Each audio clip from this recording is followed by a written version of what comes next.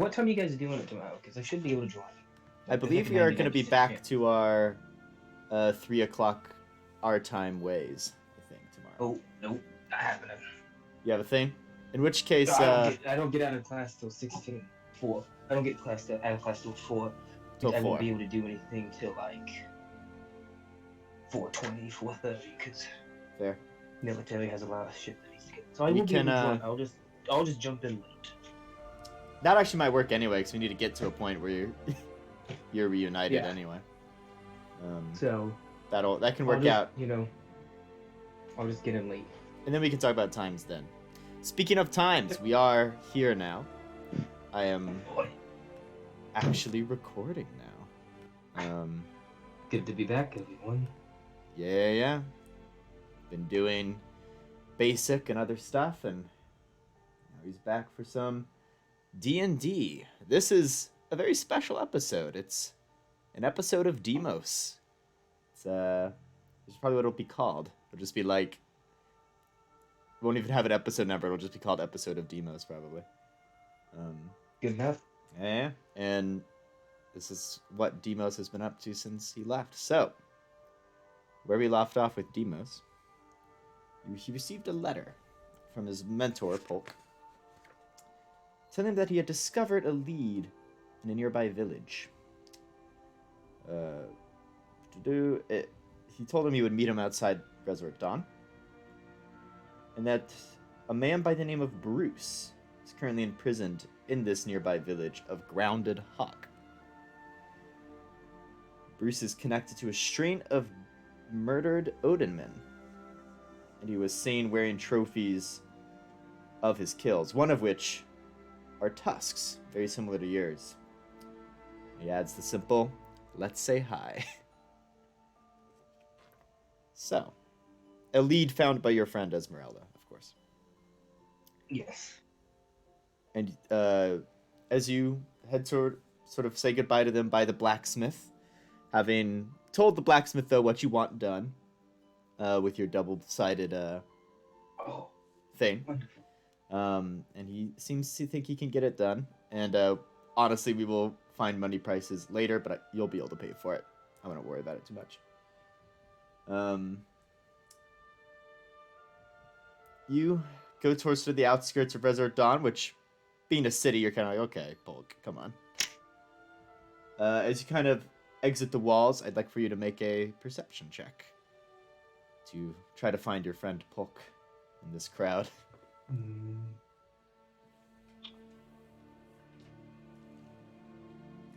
Ooh, 7. 7. You're sort of struggling to find him for a time. But as you're sort of looking around, semi-lost, well, not lost, but you can't find somebody, you're familiar. You see Aslam, who seems to be packing up a carriage and getting ready to leave the city. He sees you and goes, "Why are you out here, my friend?" Oh, you see, personal business. I see. I'm looking for Polk, my mentor. Oh, have you seen him around anywhere? Yes, Polk. I actually have. And he sort of points down a ways and goes, "Well, I'm going to go down this wall here for a good while. He's, shouldn't take you too long, maybe a minute or two walk just down this wall here." Thank you. Of course. Safe travels on your private journeys. And he sort of nods to you and says, "Be well." You too. So as you go down this wall for a ways, sort of the crowd gets slimmer and slimmer. You find your way to sort of a dirt road. The gate you left was a bit of a finer road for some time. Still some cobblestone before hitting path. And as you approach a much smaller, sort of rinky, sort of barely put together carriage, or at least in appearance, you see Polk rigging it up. Polk turns around and goes, "Ah, Demos. Hello. Good to see you in You're such..." a little farther off than I expected you to be from the gate. Yes, well, we're setting off for a smaller village, so the path's a bit off course. But glad you were able to find me. It doesn't hurt to have people not know where we're going. I agree in that entirely. All right.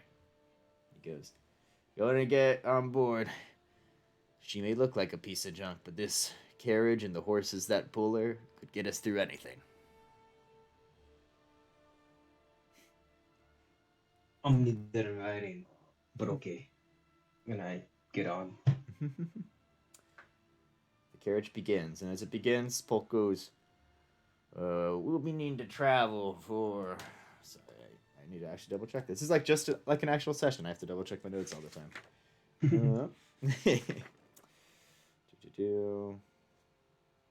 So we had...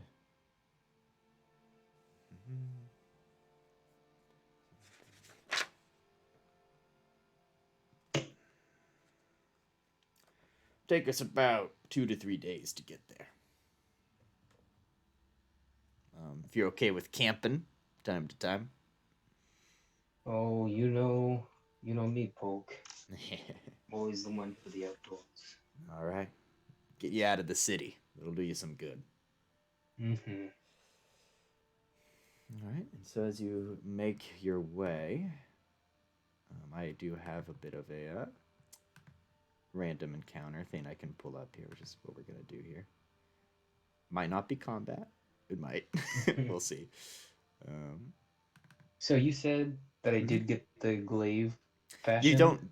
You didn't get it, but he said he will sort of make it for you, basically. Okay. I wouldn't have given up my glaive if I didn't get it back. Yeah. He seems to imply that he could just make one for you. The smith. Gotcha. But while saying that you could trade your glaive, like, you get a cheaper price if you give the glaive, but he'll just make one wholesale. It would seem to be easier to do that than to, like, take apart your, like, try to... Yeah. He's going to fashion one. We'll just do it. Yeah. We'll do it wholesale. Yeah. So, sorry. I should have had this up earlier, but it's easy to get up. I have some things thoroughly prepared always. One of them is random encounters, so...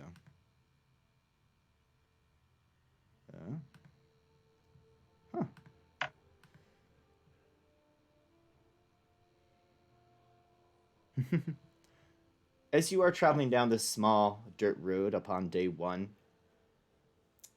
you hear, "Stop!" And you see a robed man in the middle of the road. And the cart How far away is he? Maybe 20 feet down. The cart's going at a steady pace. So get there pretty quick. I'll tell Poke to stop it. The horses kind of stop. Like 15 feet away from them. Mm-hmm. The roadman begins to walk up slowly, and he's saying, you need to pay a toll to get through this road. Polk kind of looks at you and goes, there should be no toll here.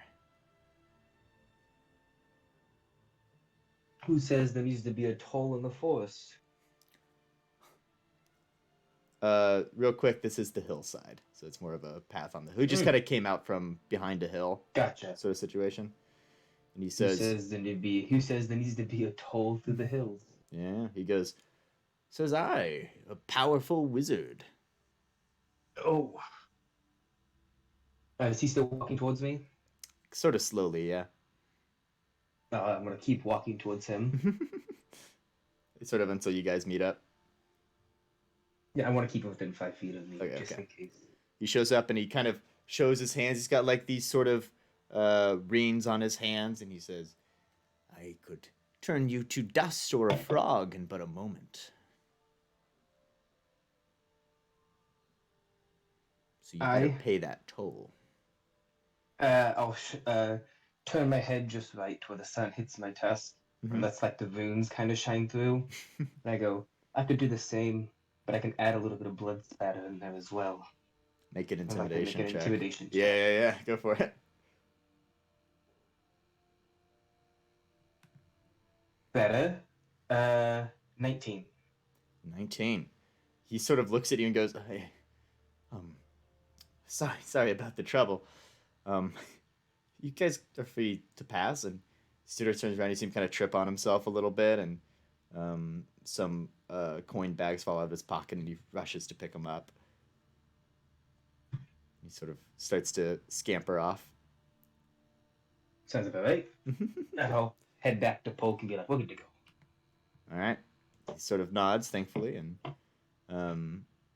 sort of goes, "That was a strange situation," but kind of gets the horses going again. Unsurprisingly, that's been the least strange situations for the past 2 days. Welcome to my world, Demos. The world of adventure and travel. Unprecedented and unorganized, but organized chaos. Yep. For sure. And continue down the road for a time until the night of the first day. And as you guys sort of stop here at the road, he sort of comes off the road a bit, sneaks you guys kind of behind a hill. Mm-hmm. Go ahead and make a survival check for me to help set up the camp. I'm looking for my dice, and I'm like, where are they? I forget I'm using my phone. Survival? Yes.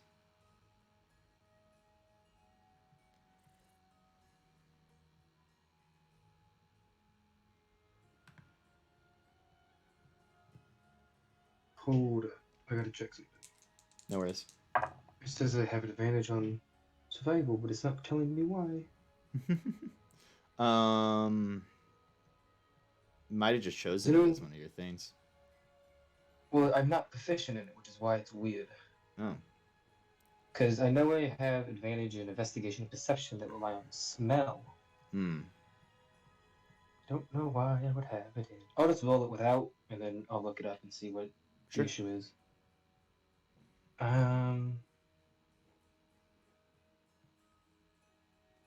18. 18. Okay. The camp is set up pretty well, and he sort of sighs and goes, "All right then. It being just the two of us, watch is going to be a little tricky, but I suppose we'll just sort of take turns, eh?" We're just gonna have to. I would like to cast my very first ever spell.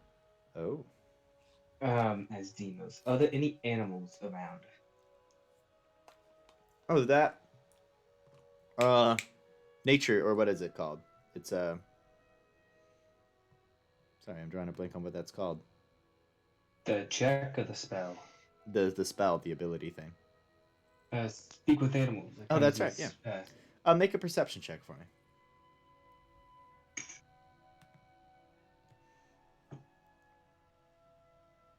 Ooh, 4.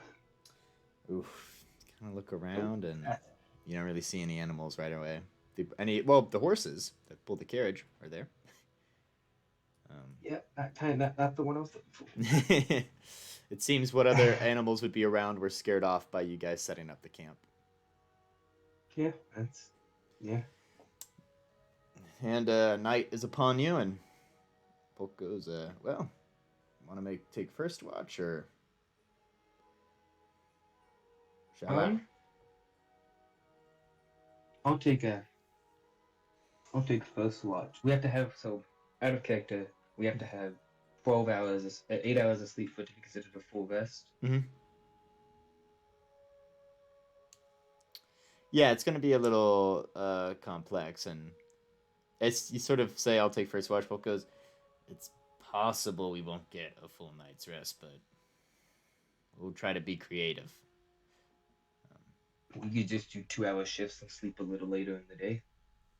That sounds good. 2 4-hour shifts and just sleep later in the day.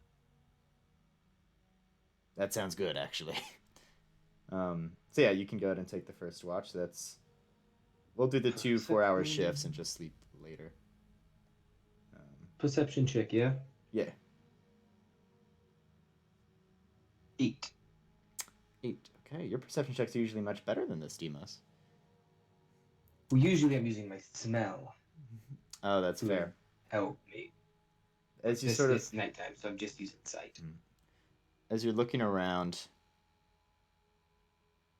your mind's sort of elsewhere on the recent events that have transpired on this Bruce character. And as your mind sort of wanders elsewhere, you hear the sound of very heavy hooves. As you turn around, this large creature already marching through your camp, there is a giant elk simply chewing on some grass. It is much larger than your normal elk because it is a giant elk. It is huge in size. So you're looking at about 15 feet wide, or 15 feet long. Like, it takes up a 15-foot square on a play table. It is big. But it's just munching on some grass. Sort of slowly walking by. You're a bit perturbed that I was able to get this close without your noticing. It's just chilling in the camp. Yeah, it's just sort of chilling around the camp, chewing on bushes and grass. It's not bothering, doesn't seem. But it is an animal. It is an animal. Mm-hmm. Let me see. Let me check something real fast. No worries. Yep, that's about what I thought it was. Okay. I'm going to attempt to cast Speak with Animals on it. Got you. So I have to take 10 minutes because it's a visual spell because I'm not an actual spellcaster. Got you. And it is verbal and somatic, so I'm going to try to speak very quietly. Got you. As to not scare off the other. Sounds good. And as you finish it off, you feel as if you would be able to speak and understand. And as you finish casting, you hear the elk just sort of saying, "It's nice and warm here," as there is a bit of a small fire, not as super big because it's not that cold out here at night, but just enough. And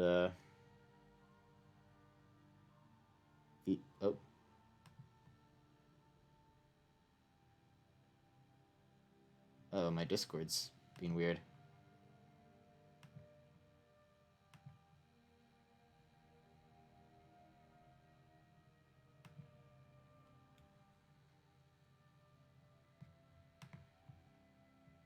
Hello. Sorry about that. Hello, welcome back. My internet went weird.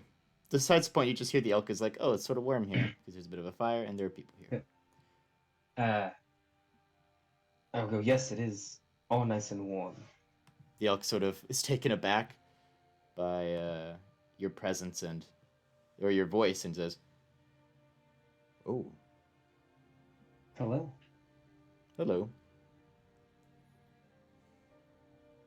What drew you to this camp?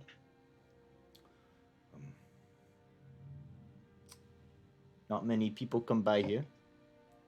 I came here. You guys don't look like hunters, so I decided to... One might call me at one with nature. Well, that sounds good to me. A lot of hunters would like to get my horns. My antlers. Same.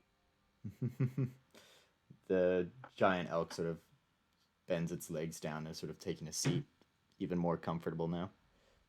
Yeah. I have a family of similar size near here. So I was also checking things out. Anything we should be worth noting as we continue through? Which direction are you going? Which direction are we going? Mostly towards sort of the southeast. Headed southeast towards a small village down that way. Another day or so on. I do not know of... Well, we travel sort of. I actually don't know the range in which elk usually travel, but I imagine pretty far. Like they usually probably have a big range they travel through. Because Oh yeah, yeah, I yeah, mean, if anything like Caleb, I know Kirby facts. I don't know a lot of elk facts. yeah, yeah. But they're sort of traveling and grazing creatures, right? So they make pace. They go around. So this elk sort of goes, well, besides your occasional uh, bandits, hunters, though you probably care less about hunters. Um, I give more thought to him than most. hmm, might have issues with cave bears, but they usually leave well enough alone unless you and try to camp in their cave. Noted. No caves.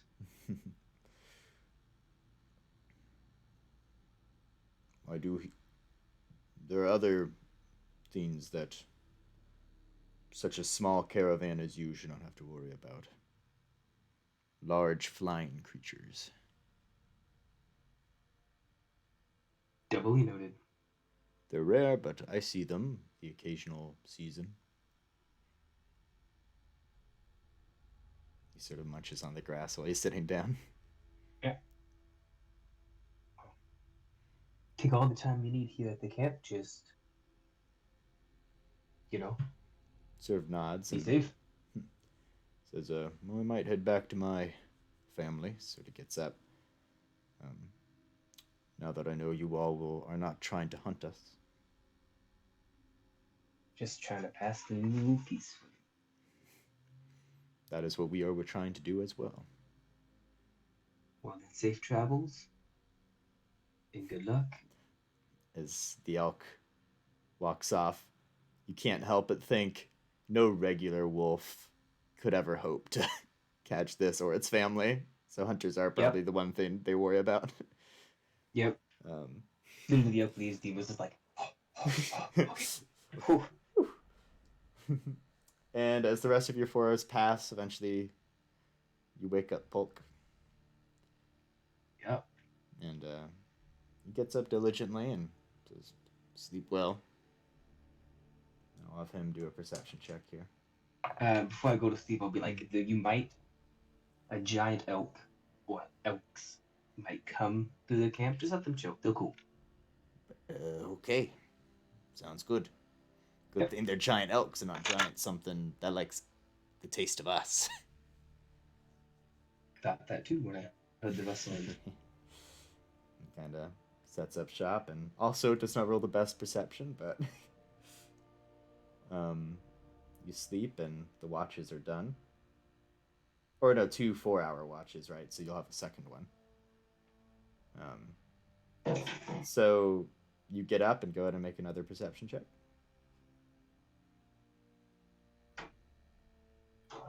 Not a D220, just a D20. 21. There we go. Whoa, very good. Sort of looking out, you might even try to get a bit higher up on the nearby hill just to have some height, and you look about. You think you see in the distance the family of giant elk. For a moment, you think they're closer than just regular sized elk, but no, they're just big and actually far away. And they're just sort of walking through these hills and making their way through.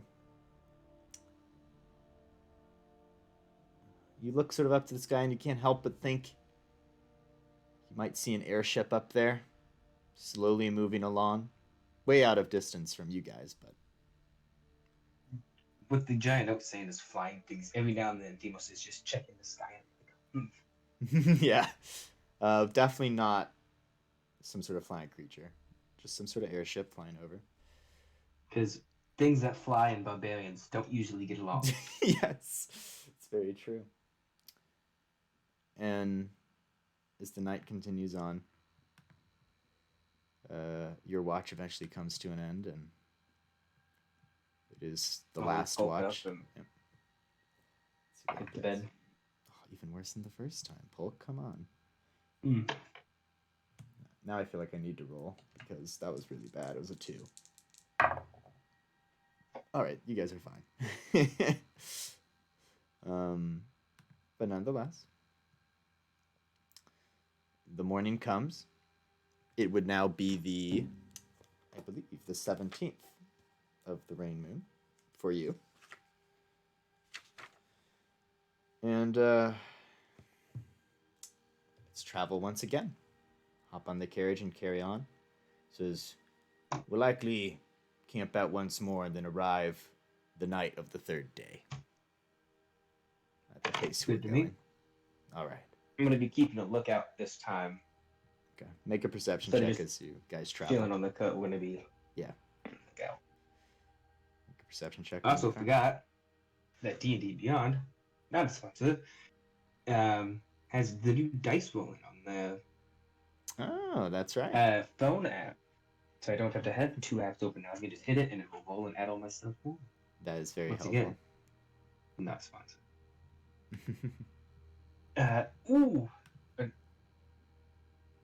Almost. Oh, this stat. Okay. 18. Almost a natural 20. Almost a natural 20. Good. Like you see, like it rolls it across the screen. It's like 20. No. Okay. All right. 18. 18. As you guys travel and you look around on this second day of travel, looking forward to one more night of camping whilst traveling here, you, for a moment, hear a sort of strange flapping sound. And as you turn around, you see a very small creature flying over. It seems to be slightly struggling to fly. But with your 18 perception, you are able to pick out kind of what it looks like. And I'm about to send... It's small, but it is present.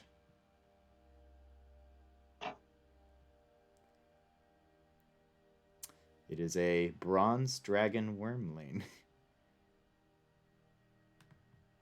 that is currently flying over you.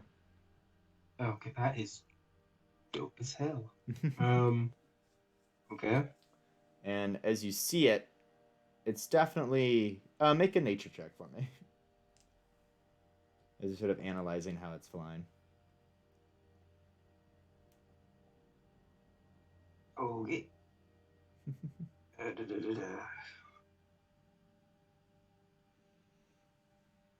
15. Right? It definitely seems to be attempting to pursue and maybe eventually dive bomb. You've seen similar actions from you guys. From falcons or vulture or other flying creatures. Okay. Polk doesn't seem to have noticed. He's just... I'm gonna very quietly tap Polk on the shoulder and be like, don't be alarmed. We have a very small dragon following us. Oh. Well, that doesn't sound good at all, does it? Oh, very, very small. And DM, I would like to tell Polk to slow down, making us a slightly easier target. And I would like to hold my action as a grapple.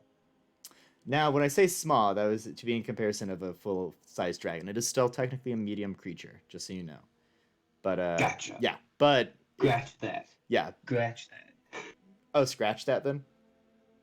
Oh, yeah, you said small. I was thinking, yeah, no, sorry. Category size small. I realized that, which is why I wanted to tell you medium, because it's definitely small compared to dragons that aren't wormlings. A dragon. Yeah, It's definitely size. It's small compared to a dragon. Sure. No, this thing would be considered medium. So. Okay. Change your strategy how you would like then. Happily. How far up is it? It's pretty low to the ground. It's probably maybe about 30 feet up. Yeah. It looks like it's getting ready. I'm gonna whisper. I'm gonna whisper down to Polk. Just stop the cut. Let me off. We're gonna pretend like I'm stretching. Hopefully, get it to come a wee bit closer. Okay. You stop the cart. Yeah, and I'm gonna get off the cut, tell Poke to go like 5 feet up, and then I'm gonna like stretch, but like get my glaive ready as like a baseball swing and hold my action until it gets close enough to me. All right. The dragon sort of So like go out to stretch, and you're holding a which action again? Sorry. I'm just holding a general attack action with my glaive. When it gets close. So when it gets close, I'm gonna play some baseball. As you do that, this dragon wormling tucks its wings and sort of dives down, only to bring him up to sort of slow its descent. It is trying to dive on you. Go ahead and make an attack roll. Yeah. 10 feet. Gonna try to swat it down. Go ahead and make attack with your 10-foot long glaive. Natural 20 plus really? 6. Well, first attack roll, back at it. It's a nat 20.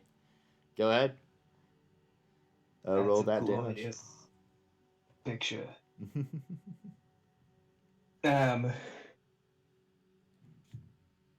So double the dice. Holy shit. Watch some point in time. Watch you one-shot this thing. That'd be really funny. Well, look what I just rolled. I just rolled max damage. Oh, so 20... As well. 4 damage? So 24 critted, so 48 damage. Oh. Because it's 2d10 plus 4. It's already doubled. It's already doubled. It's already doubled, so it is 24. Okay, good. I was like, otherwise, you really did just know. Okay, so you hit it, and it is injured on the ground. Its sort of wing has sort of been, like, cleaved a bit, so it doesn't look like it could fly easily now. It'd have a harder time flying, and that is your... What's supposed to be, but they both attempted to surprise you, and you just held your action. Do I get a bonus? I have a bonus action, which can't really do much with the bonus. Yeah, I'd say go ahead and roll initiative. Now that technically both of those have surprise rounds. His attempt at a surprise round and your counter to it. 9. 9, okay. The dragon wormling sort of attempts to get up. It's saying something in Draconic. Do you speak Draconic? Nope. Yeah. Nope. And I speak Lexidon and Common. But it definitely looks within. Yeah, it's within like 10 feet of range you. Of me, yeah, it's within okay. range. It seems to be saying something. Its body language at the very least is very much it's wanting to get away now. It sees the error of its ways. Sorry, I need to roll initiative for Polk as well. Sorry, that's cocked. What was your initiative? 9. All right, technically not his turn yet, but speaking free action, he will say, "A dragon. Is its mother around?" As it looks around. Yeah, no, he knows, but he's like, that's more what he says. Is the mother around? I'm really hoping not. Don't kill this though. Don't kill it. He kind of nods, and as you don't choose not to kill it, the dragon wormling sort of speaks in Draconic a bit, and you swear you almost see like a head nod, and it begins to limply fly away. I never said let it get away. Oh, okay, never mind. It is trying to limp away, and it looks like it's getting ready to fly. Okay. But it is your turn. What would I you don't like know. To do? Oh, okay. I'm gonna walk up to it. Mm-hmm.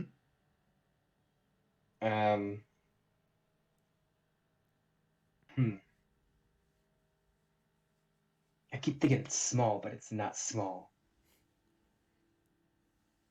I don't think it's... Is it... Man, I wish I could just cast the spell instantly without having to wait 10 minutes. It is not a beast, so speak with animals wouldn't work anyway, yeah. I don't think it would. Hmm. Okay. You did really, really hurt it, though, on that first swing. It immediately has the body language of, nope, don't like this. If you fuck around, you find out. Mm-hmm. I'm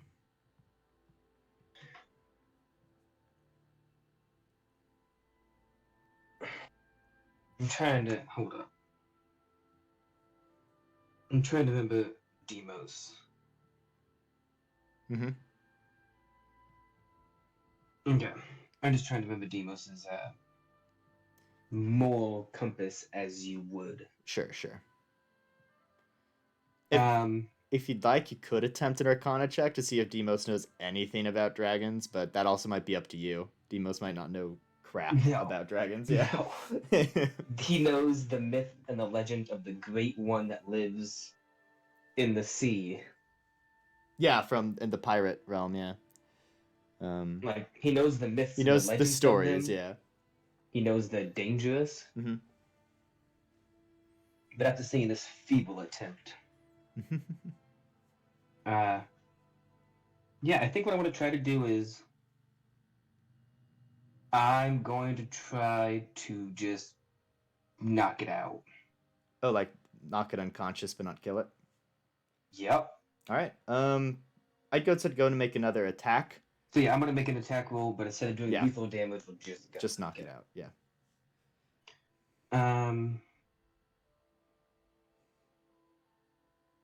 17. 17. Okay.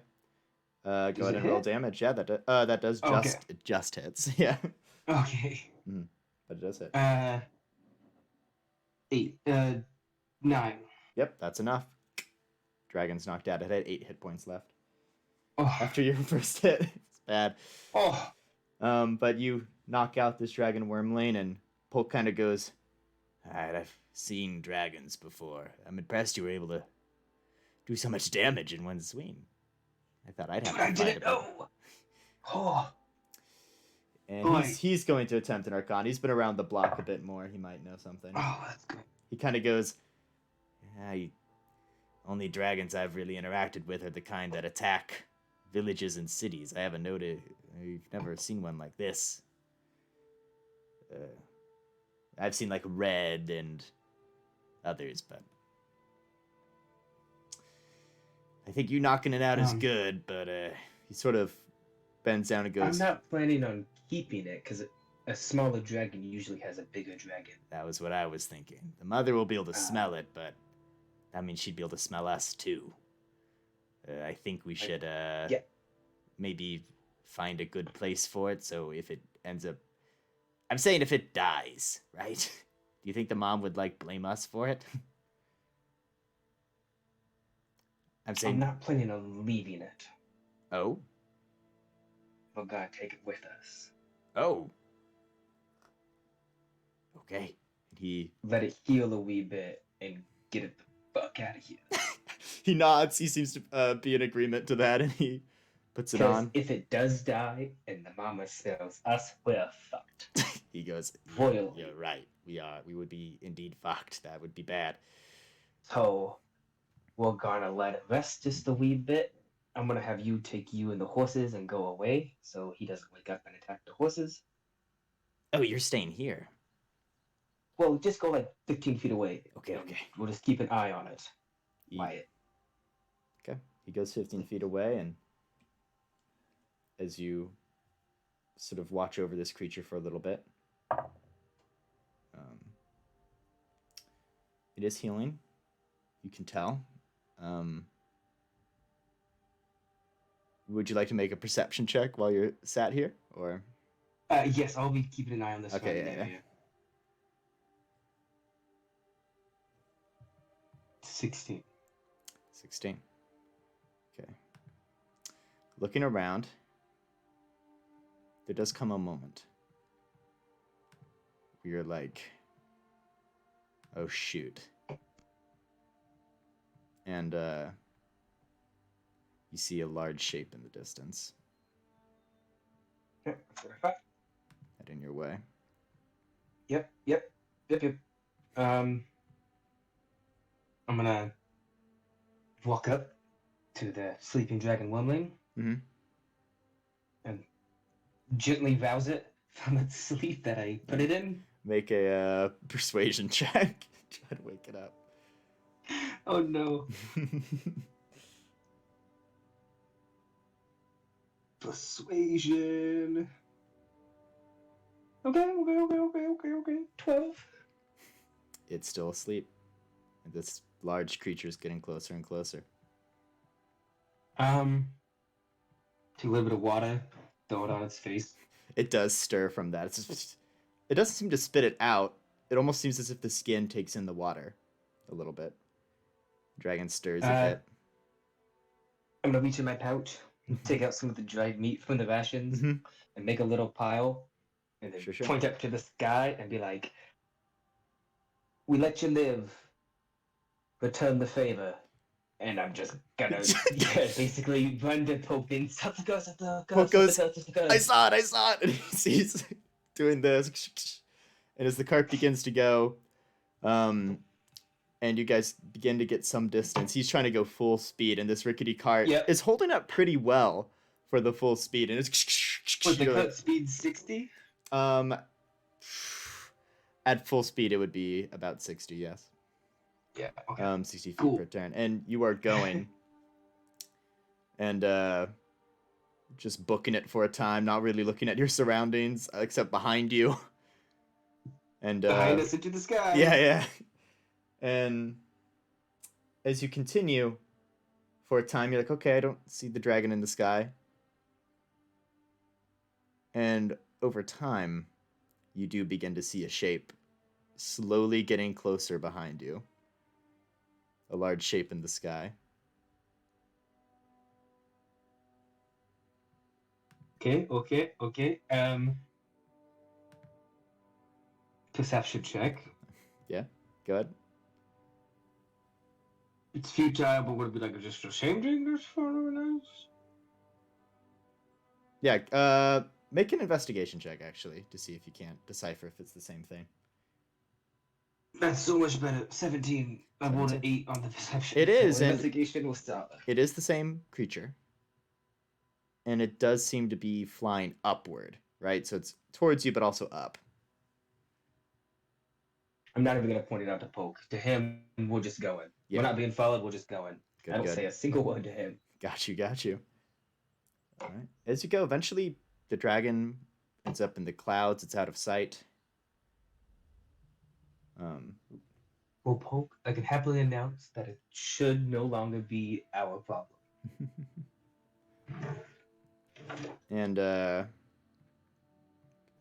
eventually the next night of rest comes. And the horses are getting tired. And Demos is just fully watching the sky. if you wish, you could try to say, hey, let's keep going through the night. And after what just happened, Polk might agree. But you would risk taking some exhaustion. We should arrive tonight, yeah?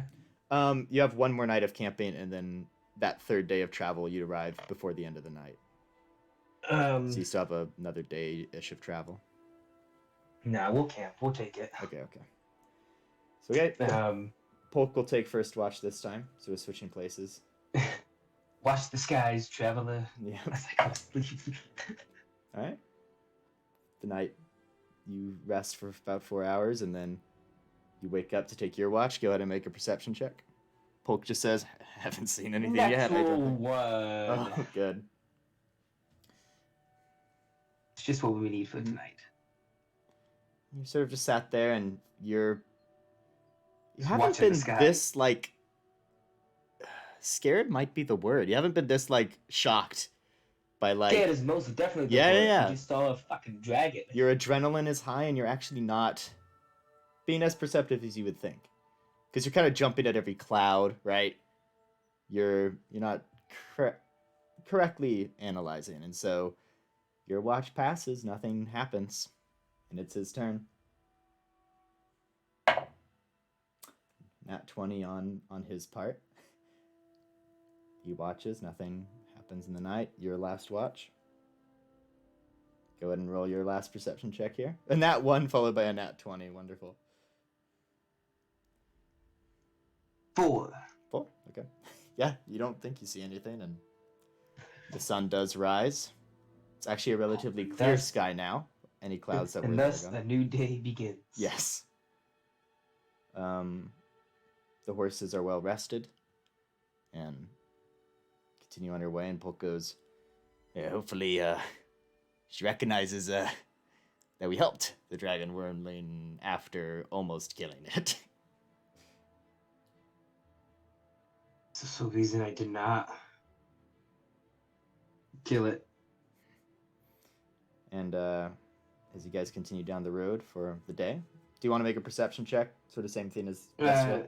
Yes, Go for it. Keeping watch just while traveling. keeping eyes peeled. 12. 12? Okay.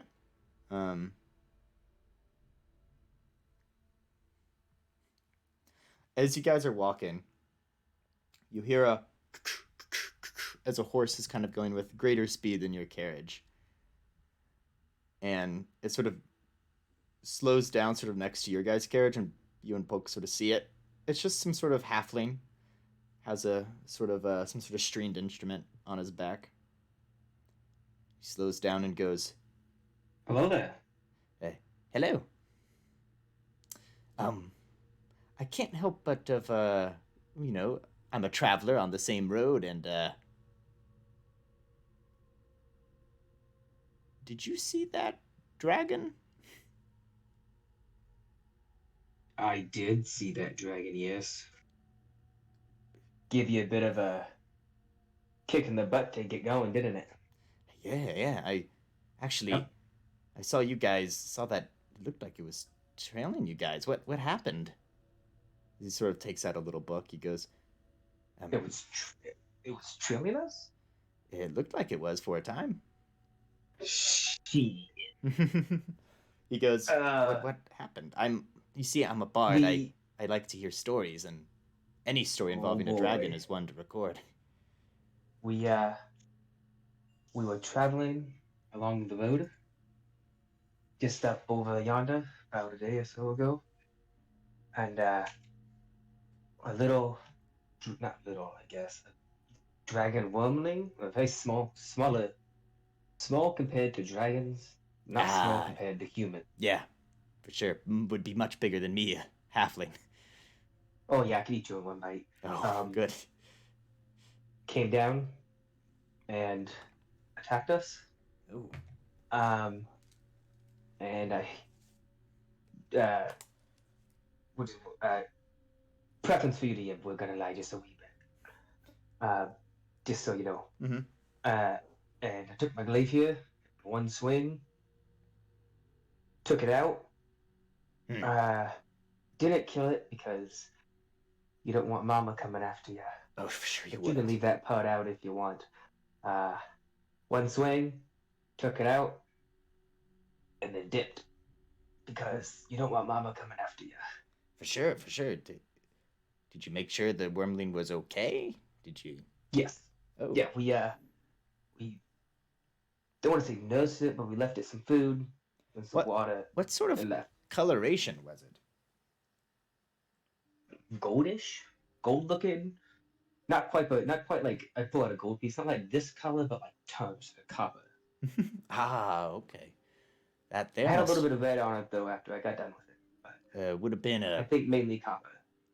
could have been I believe there are copper dragons, but you might have also just seen a bronze dragon too. I don't know.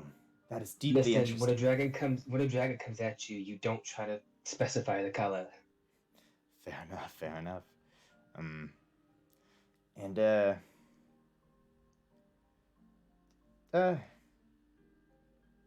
the bard sort of Demos, by the way, yes. pleasure to meet you.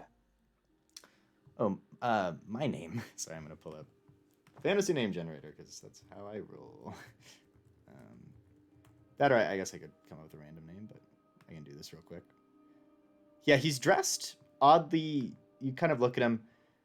He's not dressed necessarily in like hill clothing. He actually looks similarly dressed to a lot of Resort Dawn people. That is sort of coastal. Um, which makes sense. He's on the same road from a coastal city inwards. So, Yeah. yeah, but that is definitely. And as you sort of look him over, you actually realize it's a she. Just a bit thing there. She goes, "My name's Beldove. Beldove? That's Beldove. I'm a lore keeper, or a story keeper, really. Thank you for such a Well, great story." well, Beldove. Safe travels. Yes. I always love telling stories. And safe travels. Watch out for dragons. You should watch out for dragons too. Oh, I'm ever vigilant. Yes, uh, they're quite dangerous, and but also they vary. So, for example, a bronze dragon is typically coastal, which makes its presence this far inland kind of weird. Um, Mm. so, good story worth telling indeed. Well, safe travels, and the horse goes off with great speed forward. And your travel goes on for a bit more, and eventually, as you're walking, you see there begin to be a bit more trees. Not like a full on forest, but there are the occasional tree. Wonderful. Old trees, too. They're big and large. They're oaks, those sort of larger trees. And you eventually come to a small village. You suspect the population isn't any bigger than 600, right? It's a small place. Does the village have a name we can see upon entering it? There, on one of the trees, there's a sign that reads Grounded Hawk. This is the village of your arrival.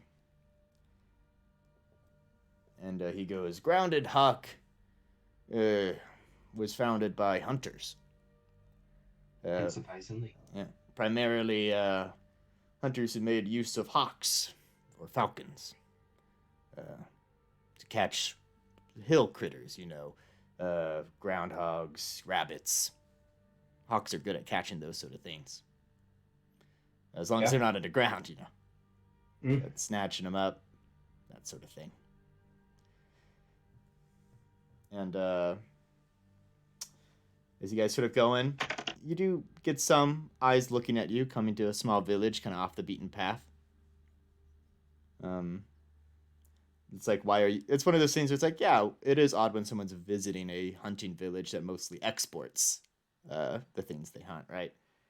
Mm-hmm. But you sort of settle up there, and a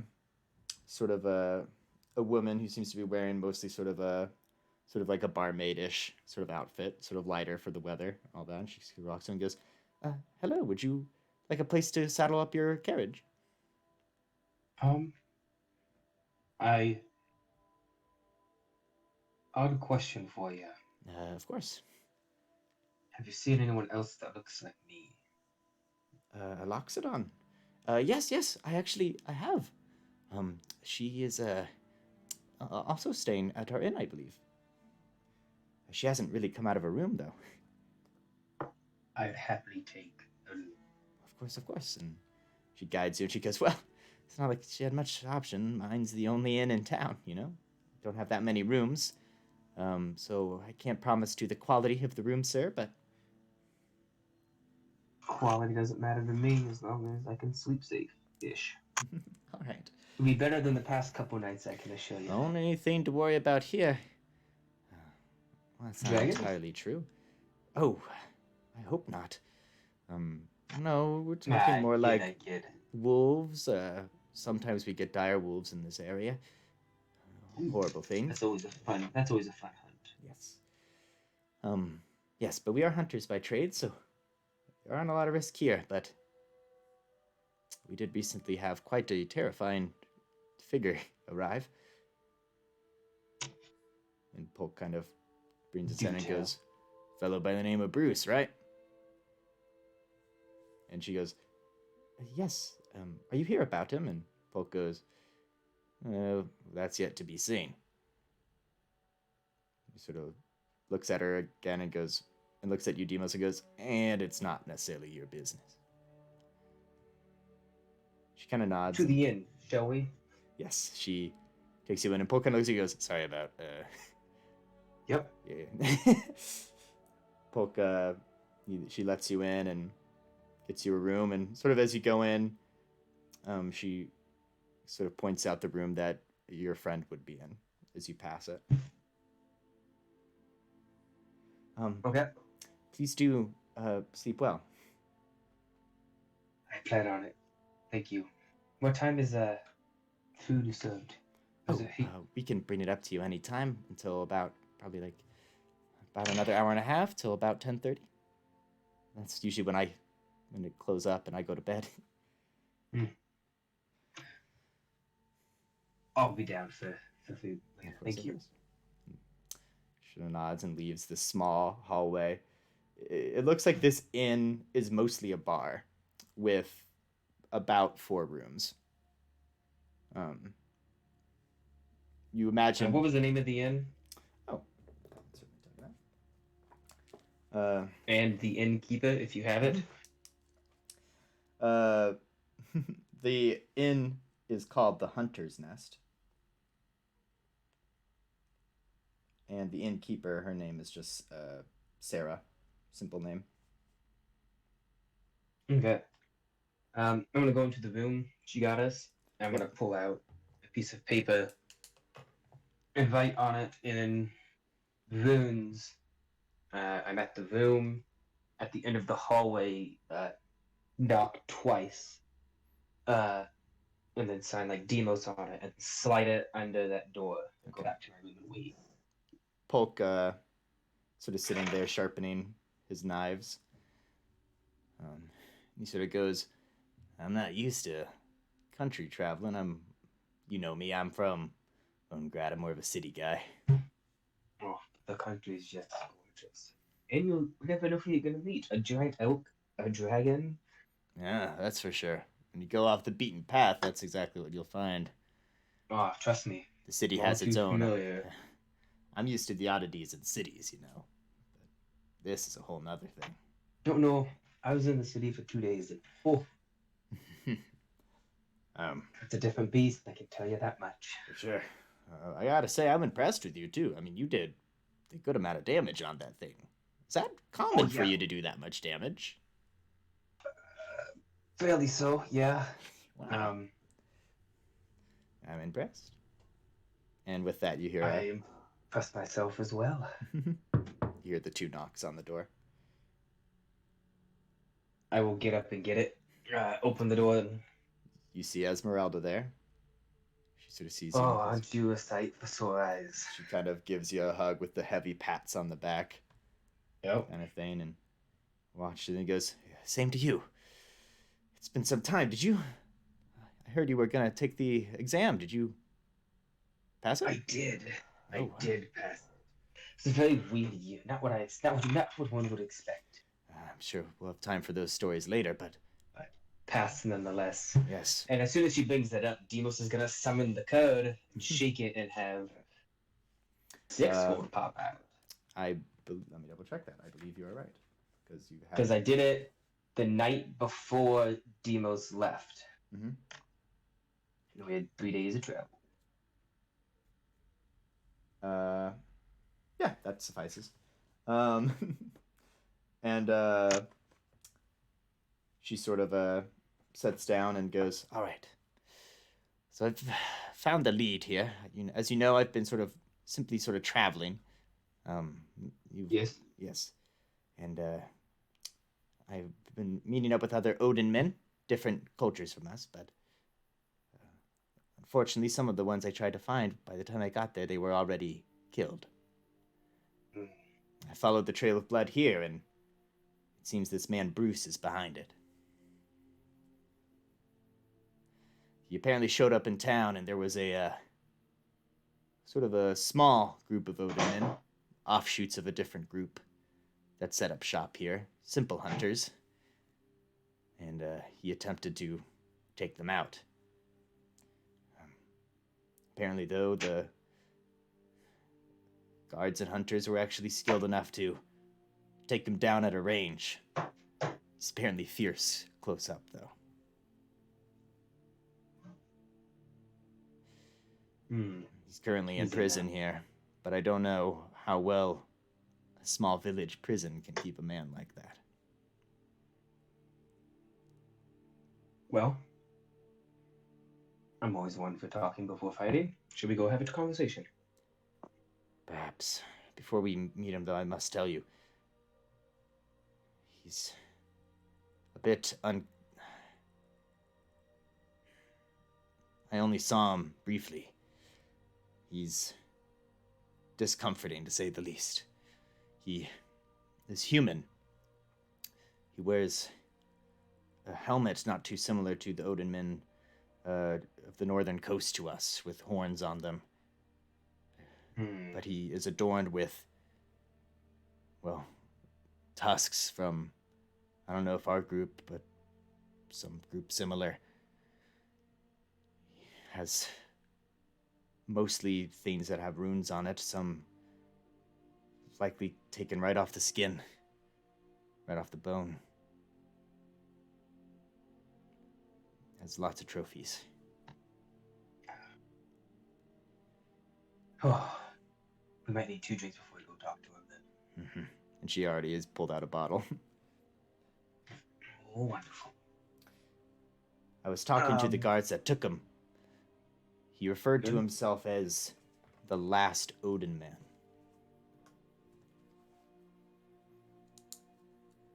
Last Odin man. Yeah. Well then.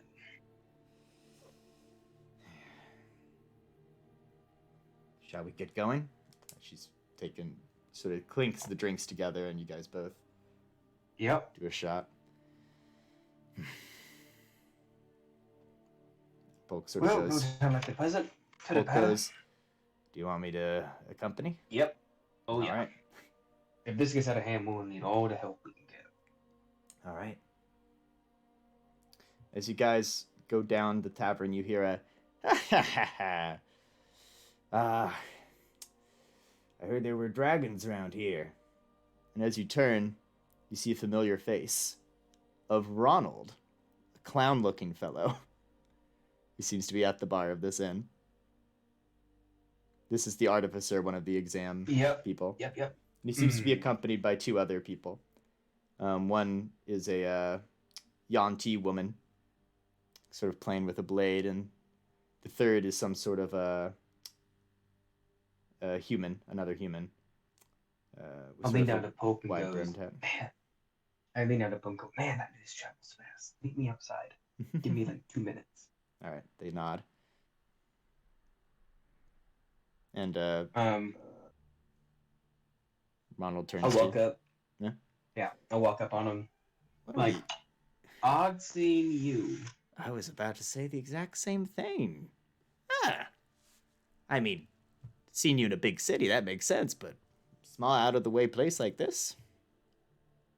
Well, this is more like home to me than a city. Wish I could say the What brings you same. south?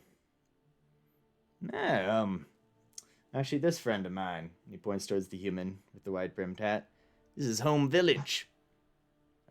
And also, he's I guess you could call him a consistent party member of mine. Nice to meet you. He sort of nods and goes, my name's Jen. G-E-N. I already like you already. And you can see he has a pistol at his side. Well, did you say something about dragons? And Ronald goes, yeah. Well, I can tell you all about them. I had a fun encounter with them a couple days ago. Really? Should I tell you what I know first, and then you tell me? Or should you tell me first? I'll see if you're on track. Shoot. Well, I'm primarily an adventurer of the coastal kind. For all my pirate origins and all that.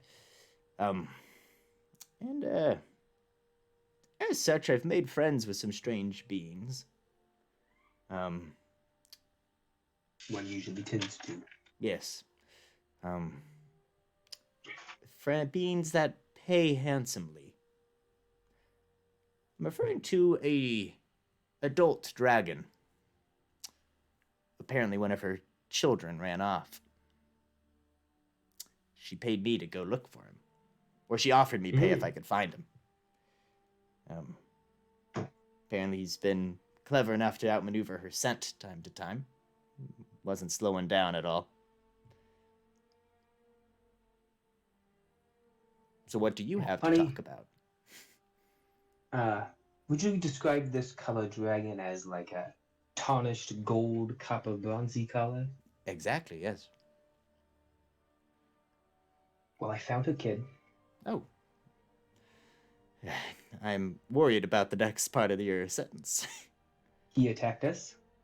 Okay. We fought back. I fought back. Okay. Knocked it out. Sure. Left it some food and some water. About a day and a half travel back towards the city. Hmm. Its mama was coming at us. Sounds So about right. we left it a little bit of meat, a little bit of water. Still living and actively moving when we left.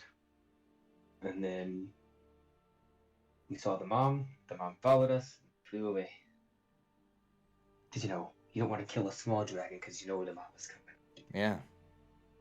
Well, But I have good news for you, my friend. I like good news. Bronze dragons are typically more on the good variety. Oh, And she's likely That's actually nice to probably hear. more thankful to find her son alive than angry at you. The bad news is I'm a little upset that I had to miss out on getting paid for finding the kid, but well, you just gotta be a wee bit faster. and Jen sort of goes, and besides, it's good being back home. Unfortunately, I had to come back to news of some maniac killing some of my village peers. Well, wouldn't you know? I'm about to go meet that maniac right now. Sort of looks up and he goes, "Oh, good luck to you."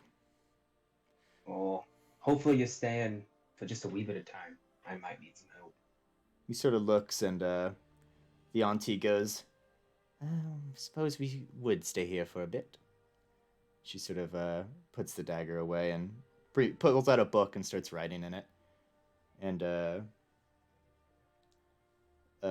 I turn to Ronald and go, if you hear an explosion, just don't try to kill us this time. he laughs a bit and he goes, And I'll walk towards the door. all right. As soon as you walk out, you hear some yelling Well, and a fire. And the yelling is, bandits! Bandits! I poke my head back on the door and say, you know that help we were just talking about? Ronald goes, I just heard, and he's already summoned his cannon. He's walking out. I pull out my glaive and head towards the fire. All right, all right. Well, no. Yeah. Would I know which direction the jail is? As you sort of walk in, you have that moment. Jen goes, prison's that way, and he points sort of not towards the fire, but like it's not the opposite direction. It's like a bit to the right of the fire. Prison's that way, I friend. go straight to that building. Okay. As you start running that way, Esmeralda and Polk are following behind you. As Ronald and his group head towards the fire. Yep. And as you sort of... Yeah? I pull my glaive out and I'm running with it out. All right. You begin to run in that direction, and as you approach the prison, you all see that the door is slightly off its hinges. It's been broken. And as soon as you arrive, you hear... and you see a blur of a horse sort of running by maybe 20 feet away from you, but it is skirting by. What would you like to do with this horse? It's going pretty quick, so it's kind of hard to identify the rider at this moment, but... I'm gonna grab a javelin and attempt to chuck it at the horse. All right, roll the hit.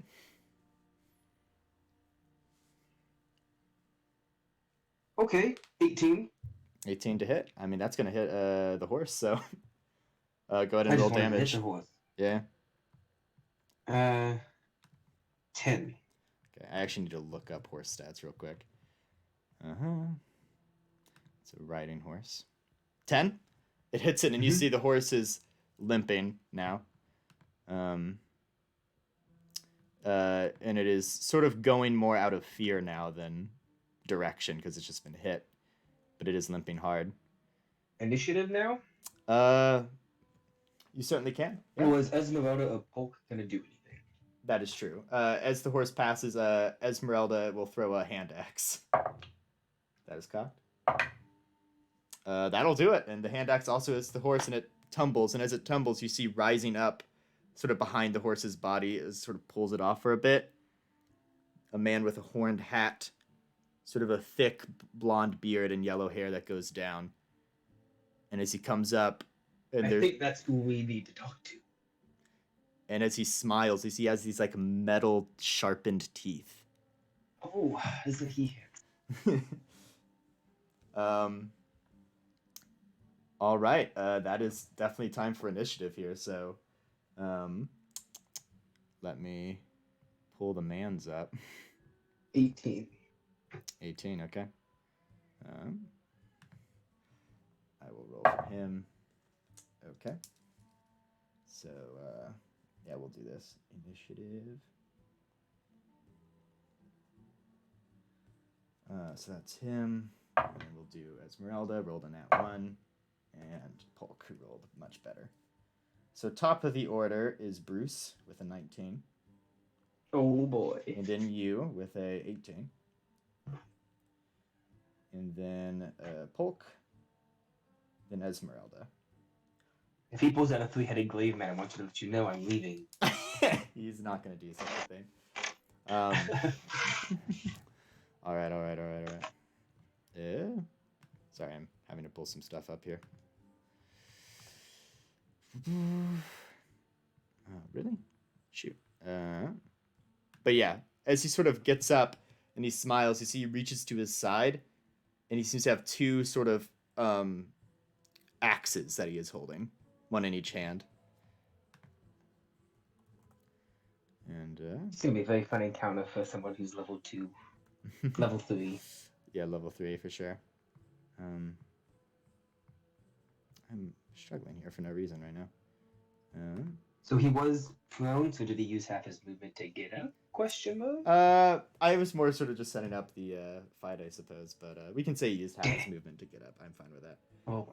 He just sort of spits sort of to the side, and he goes, just trying to get out of here. Oh, I'm just trying to have a conversation. Huh. Funny thing, conversations, as he begins to use his movement. By the time he got shot, he would have been about 30 feet away, so he moves 15 feet closer. So he's now 15 feet from you. All right, what are you going to do, my friend? What did you say the funny thing about conversations? I would like to rage. All right. And charge straight at him. All right. And attack him with my glaive. All right. Go ahead and charge at him and make an attack roll. My D&D Beyond decided to load for a second. Come on now, D&D Beyond.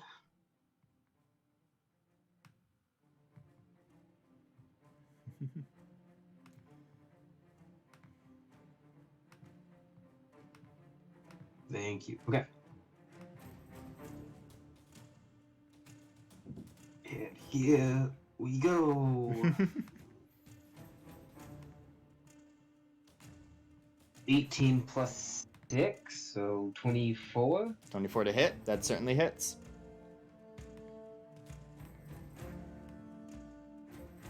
Nine points of damage. Oh no! 11 points of damage. 11 points of damage. Okay. That is noted as... sorry, this was with your glaive, right? Yep. Right, so as you pull down the glaive, you sort of cut into him a bit, and it hurts for sure. All right, next up is Polk. He sort of takes out a... He's going to move up 30 feet to kind of get close to. There's an enemy next to the enemy, so if he hits, I'll have sneak attack. 7 plus 4. That actually doesn't hit. Come on, Polk. He goes for a dagger attack, but unfortunately he misses that. Esmeralda's kind of going to run up as well, but she's going to start off with throwing... She's going to only move up 15 feet, then throw her other hand axe here. That hits. So... oh, wow. That's 6 damage. Ooh, wonderful. Wonderful, wonderful indeed. All right.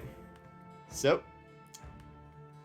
it would be his turn at the top of the round. He sort of turns to you, and he just sort of smiles. He's going to try to grapple you. So go ahead and make an athletics check versus his. Athletics or acrobatics? Or acrobatics, yes. We'll do athletics because I have advantage because I'm raging. Sure. So we have 18 and 24. 24. 24? Sorry, I need to look at this one. You guys tie. Tie goes to the defense, right? Mm-hmm. I believe so. As he tries to grapple you, sort of with your trunk and with your tusks, you're sort of bearing him off. And he just sort of grunts as he realizes, oh, this guy's strong. But as he grabbed you saw he like opened his mouth. It looks like he was trying to grab you and bite you. But to no avail. Well, now you have to try a little harder than that, and I come down with a glaive attack again. All right, roll to hit him.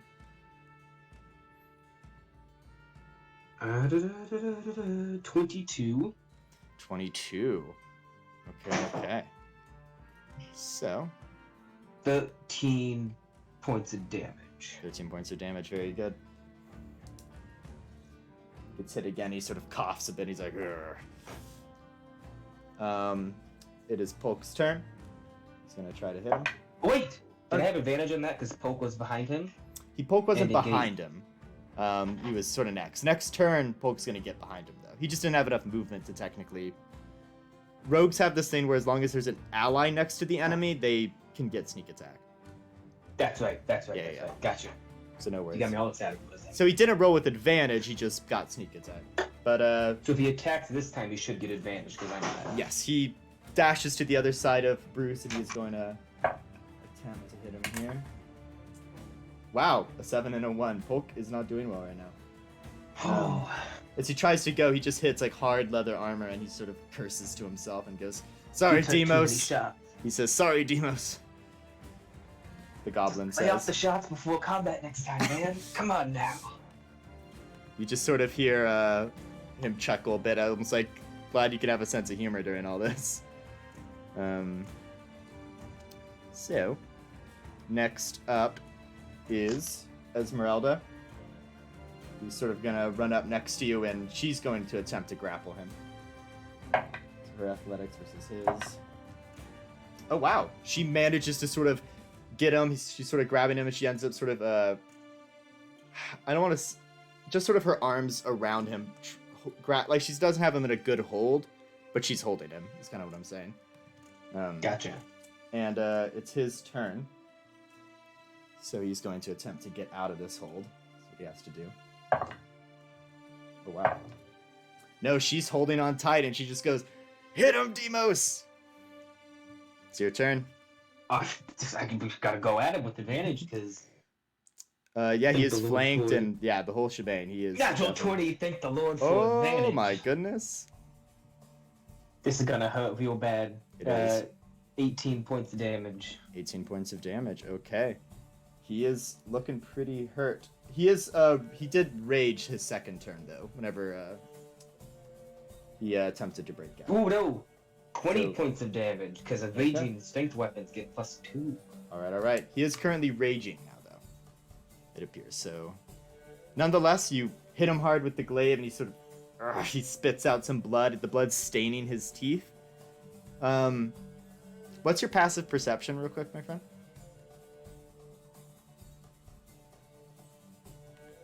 12. 12.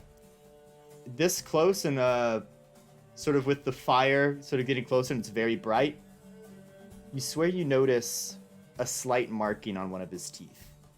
Like an engraving. Alright. Dope. Noted. Alright. So, with that, Bruce, it is Polk's turn, who will have advantage here. Come on, roll better. Rolled just barely well enough. So he will have sneak attack on top of his dagger damage. So first, Don't kill him! dagger. Okay, you yell, "Don't I kill yell him," out. and he seems to understand. That's 5.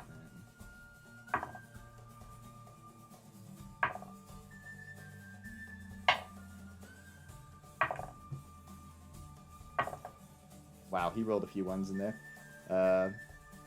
20 some damage, but doesn't look like it's hurting him as bad as it would. He's raging. Yep. So, with all those attacks on him, it is Esmeralda's turn, who is still just holding him. That's what she's doing. I guess she Give him a solid headbutt. yeah, she's gonna unarmed strike him. With advantage, because flanking, technically. That is just barely a miss. Ooh. On her part. So she tries to headbutt him, but it almost looks like it just didn't hurt him at all. His head's just that hard. It is Bruce's turn. He's going to attempt to get out of this hold here. Or he's going to attempt to bite Esmeralda. That's what he's going to do. Alright, that's definitely a hit. So as he bites into her, it looks like these are very, very sharp teeth. Doubly noted. That is 15 points of damage to Esmeralda. That sort of bite. And he's going to attempt to bite her again because he has 2 attacks. That's a nat 1 though, so he actually just tries to bite her again, and this time she manages to get around him, put up both arms, and she's got him in a full Nelson situation. Both arms on her head, her hands behind her head. He rolled a nat 1. He's in a worse position now. We go again. You do indeed. Demos, it's your turn. Esmeralda's carrying this team right now. She's just got him held. I don't know if this is gonna hit. 17? 17 does hit. Oh, okay. 11. Alright. Points of damage. 11 points of damage. Have that. Alright. I might make the situation worse, but for the last Odinman, I don't think you're an Odinman at all. You kind of suck. Dang. That insult to injury, be like, look at this. I think this fight honors anyone. You've done nothing. He is currently raged. It is Polk's turn. I'm gonna try to 13 points of damage. Sorry. Oh, okay, so a little bit more. Because I got rage you. adds +2 damage, you said? Weapons. I got you. Oh, sorry. What the heck? There we go. My computer was really weird for a second there.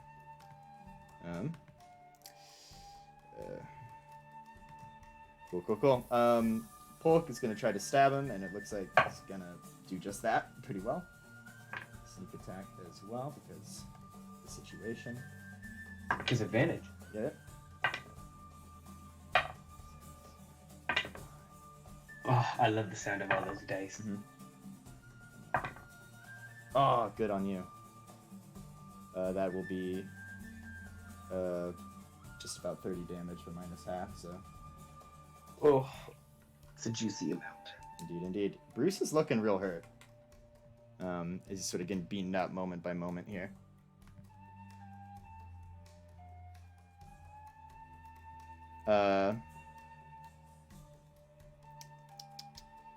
Alright. Next up is Esmeralda, who is just gonna try to headbutt him again. Yes, she is. She manages. That's unarmed strikes. That's just plus the strength. So that's 1 plus strength. Yeah. So that'll be 4 damage.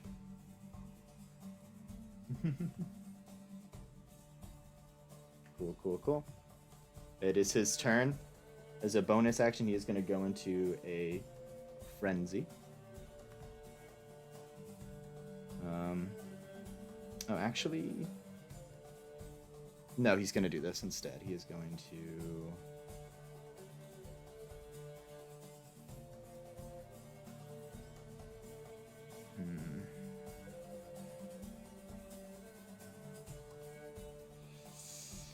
I guess he can use two things. Because... Wait, let me check that real quick. Yeah, that's another.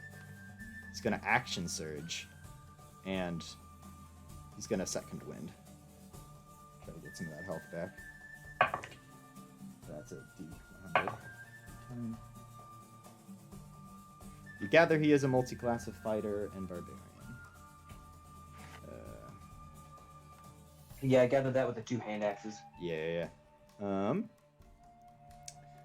So, he heals up a bit, and he has 2 actions this turn, so... He is going to use his first action to try to break out. This is his roll. Pretty good. Advantage, he's raging. He is raging, thank you for telling me. Yeah, no, that first roll was still better, but thank you for reminding me either way. And then Esmeralda does not roll nearly as well at all. So he breaks out, and he takes his 2 hand axes, and he is going to do dual wielding sort of stuff. He maybe only use 1. Because it's his... 1 because bonus action, second wind. That's right, because it's bonus action to attack with the bow. You're right, I'm looking at it right now. Well, good damn. Engage 2 ever fighting, can add your ability modifier. Damage with the second attack. Oh, it's just you can add... Mm-hmm. Oh, yeah. What you're thinking of is dual wielding. Yeah. I'm looking at 2 weapon fighting. That's different. Yeah. But he has 2 attacks here with his action, so that'll suffice. So we'll go for the first hand axe here. That'll be a hit. And we'll just go ahead and Who on who? Who you going after? He's going after Esmeralda. And then the second one misses, so let's roll this here.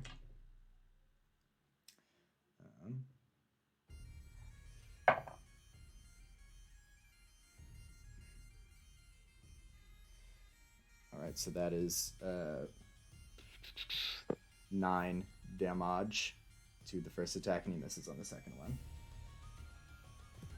Esmeralda is looking hurt, but fine. Solid. Yeah. And that is Bruce's turn. He is now free once more. Demos, it is your turn.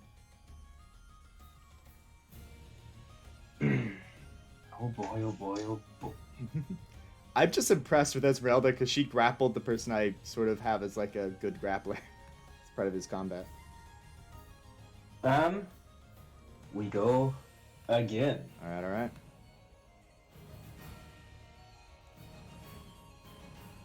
As this fighting is going on, you can hear the fighting with the bandits happening a ways away on sort of in the village. The fire is spreading. Still advantage because everybody's engaged with him. Yeah, everyone's like surrounded him right now, yeah. You guys are essentially like gaining up on him. It's really good. 21. 21 definitely hits. 12 points of damage. 12 points, okay. Have that. Wow. I'm gonna taunt him again, just to try to get him to go after me. Okay. As I hit him, I'm gonna be like, "Oh, I don't even need help with you." He sort of growls a bit at that. You're a disgrace to the Alderman name. This is pathetic.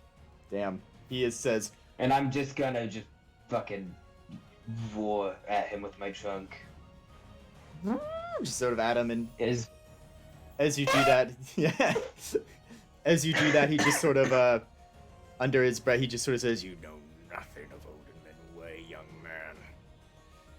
And it is Polk's turn. You know nothing of fighting. Woo! Alright, Polk, you have advantage on this guy. Oh, yeah, he's gonna hit him. There you go, Polk. Getting in that damage. Rolling bad on the dagger part, but sneak attack. Will be fine.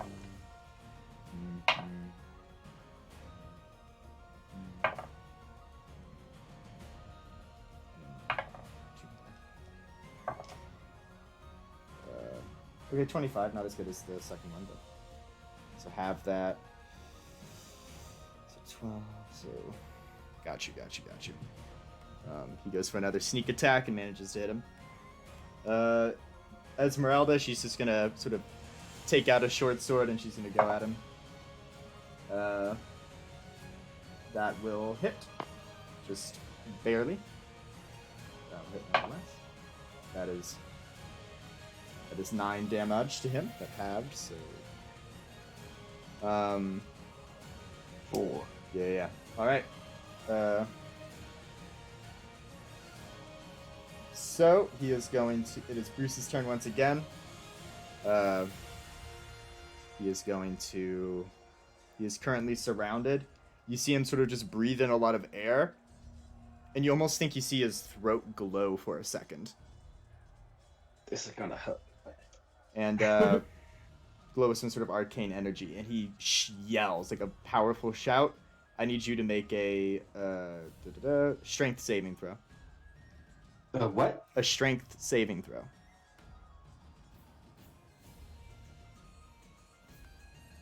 Awesome. Let me look at something real quick.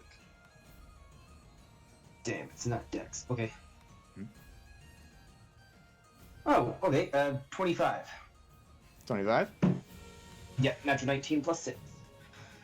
Well, I think that's going to do you just fine. He yells. I'm going to have to roll for poking him. 20. Was this to be charmed to fight under? You'll see. Well, I have advantage if it is. Polk fails, but Esmeralda does not also. So as he yells, you see Polk sort of gets flung back about 10 feet.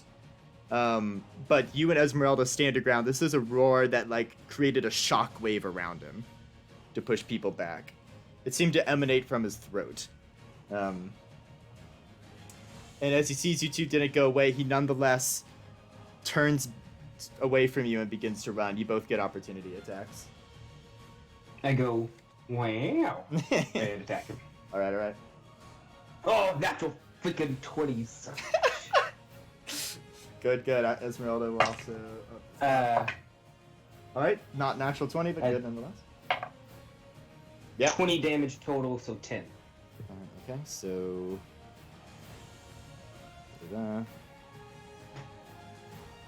Oh. He's close, but he is running away now. He begins to sort of run off. He doesn't have a horse, though, so it's just his own speed. Or bonus action. Well, action, because he used his thing. Yeah, he dashed, so he is... Because he turned around, you guys use your reaction opportunity deck. He is nonetheless 60 feet forward by the time it comes back to you. Because he uses dash action. Good enough. So, Demos, it's your turn. He is 60 feet away from you. Wait, can he take a dash action if he used his action to... You're right. No, he's 30 feet away yell. from you. You are right. He used his action to yell. Wonderful. To do his Fusro Da, as it were. Yeah. Okay. He's only 30 feet, so shoot, we're just gonna charge after him and just baseball swing glaive attack again. You catch up with him and go ahead and roll to attack him with your glaive. Are you going for kill? Or is your lethal damage, or are you trying to knock him out? Knock him out. Okay. 19. 19 does hit. 12 damage. 12 damage. Okay. How would you like to do this? Oh, wonderful. As he takes off, I go, oh, Odin knew nothing of running. It was all for such a glorious death in combat. All right. But you don't get that. And as I go to swing to take off his head, I turn the blade flat. Mm-hmm. And just collide it with the side of his face and just knock him out cold. He falls over, knocked out cold. And I do take the helmet off him immediately. Mm-hmm. And as you do that, yep, you I take the hear helmet off him immediately, and then I just drag him back by his hair. as you do that, Polk's lifted himself up, and You good there, Pope? yeah, and you hear cheers of victory from the direction of the fire, as if the bandits are running off. Isn't fire such a wonderful distraction? As you I sort of, am just dragging him behind me by his tail Yeah. on the ground. eventually dragging it back to the prison, you see a bloodied guard and a cell door that was broken off its hinges. Yeah. It looks like the guard got crushed by the door. Oh, I retrieved my javelin from the horse as well. got you. Yeah, it And looks like the door Esmeralda's came back. it's as if the guard came up to the door and then he essentially crushed him with it. Yeah, it's an effective maneuver. Would you drag him back inside? No, I don't take him to the Oh, okay. I leave him out in the open, a bit of like on the outskirts of the town area. I will send Polk to go see if Ronald has any manacles. Got you. And as you tell him to do that, you hear like heavy wings. Shit. We just can't catch a break. And you hear some screams. I turned to Esmeralda real quick and be like, you still got that bottle on you? I do. Yep, I'm gonna get real fast. As you do, the screaming stops and the wings stop. I down like half the bottle and hand it back to Esmeralda. So you sent Polk to get Ronald, right? Yep. With some time, Ronald comes back and goes, "Oh, you're okay. Fire's dealt with." Yeah. Solid. And he kind of smiles and he goes, that dragon I told you about, put it out with her wings." Oh. Wonderful. Do you have any manacles? I Or do. something stronger than rope? I do. And he comes forward and pulls out some rusted manacles and, Do you have any better ones?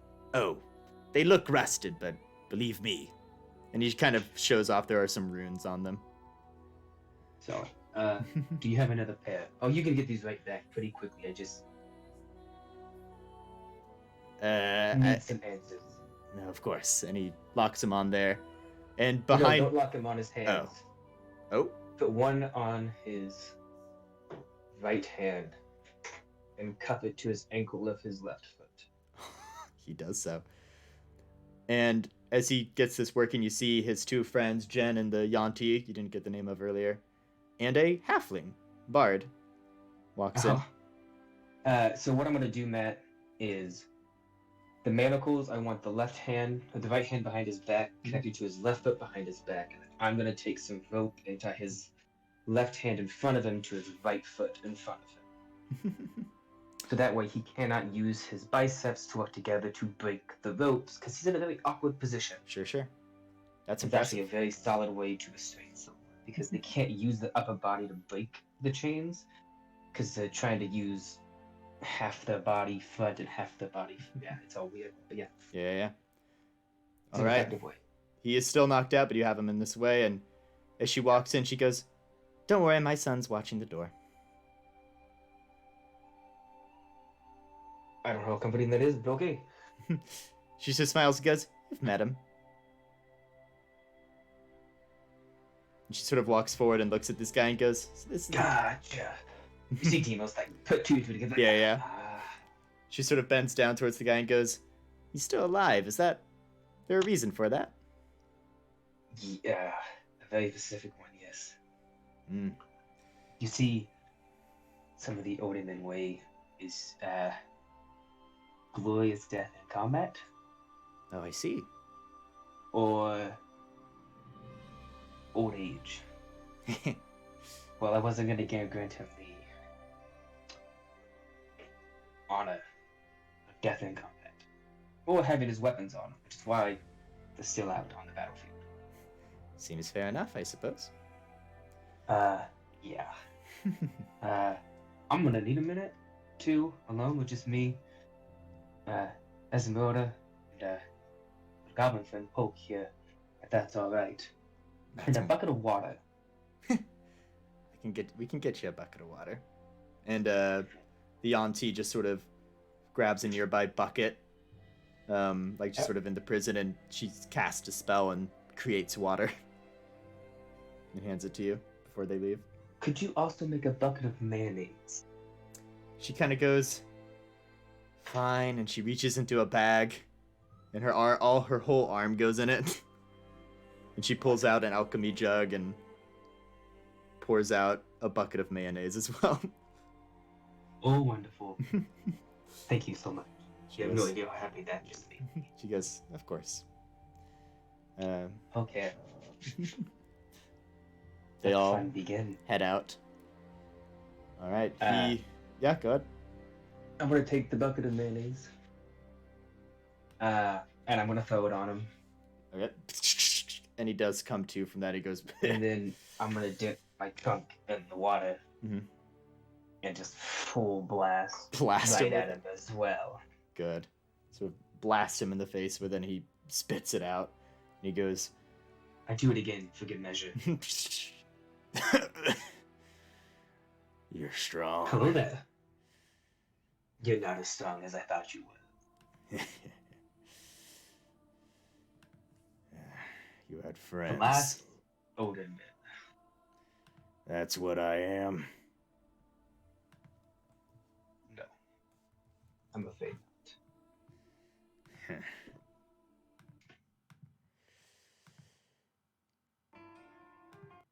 I'm afraid not. Because you see, as long as we, just the two, as Verona, still live and breathe, there's more of us.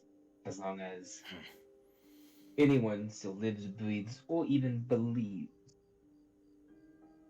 you never last. Yeah. You will, however, be the first one I will kill. Happily kill. And dishonorably kill. As he smiles a big smile, you see the engraving on his teeth clearer. It is the same craftsman engraving that was on the adamantine bullets used in an attempt to kill Aslan. That's what I assumed. So these are adamantine teeth. Yeah.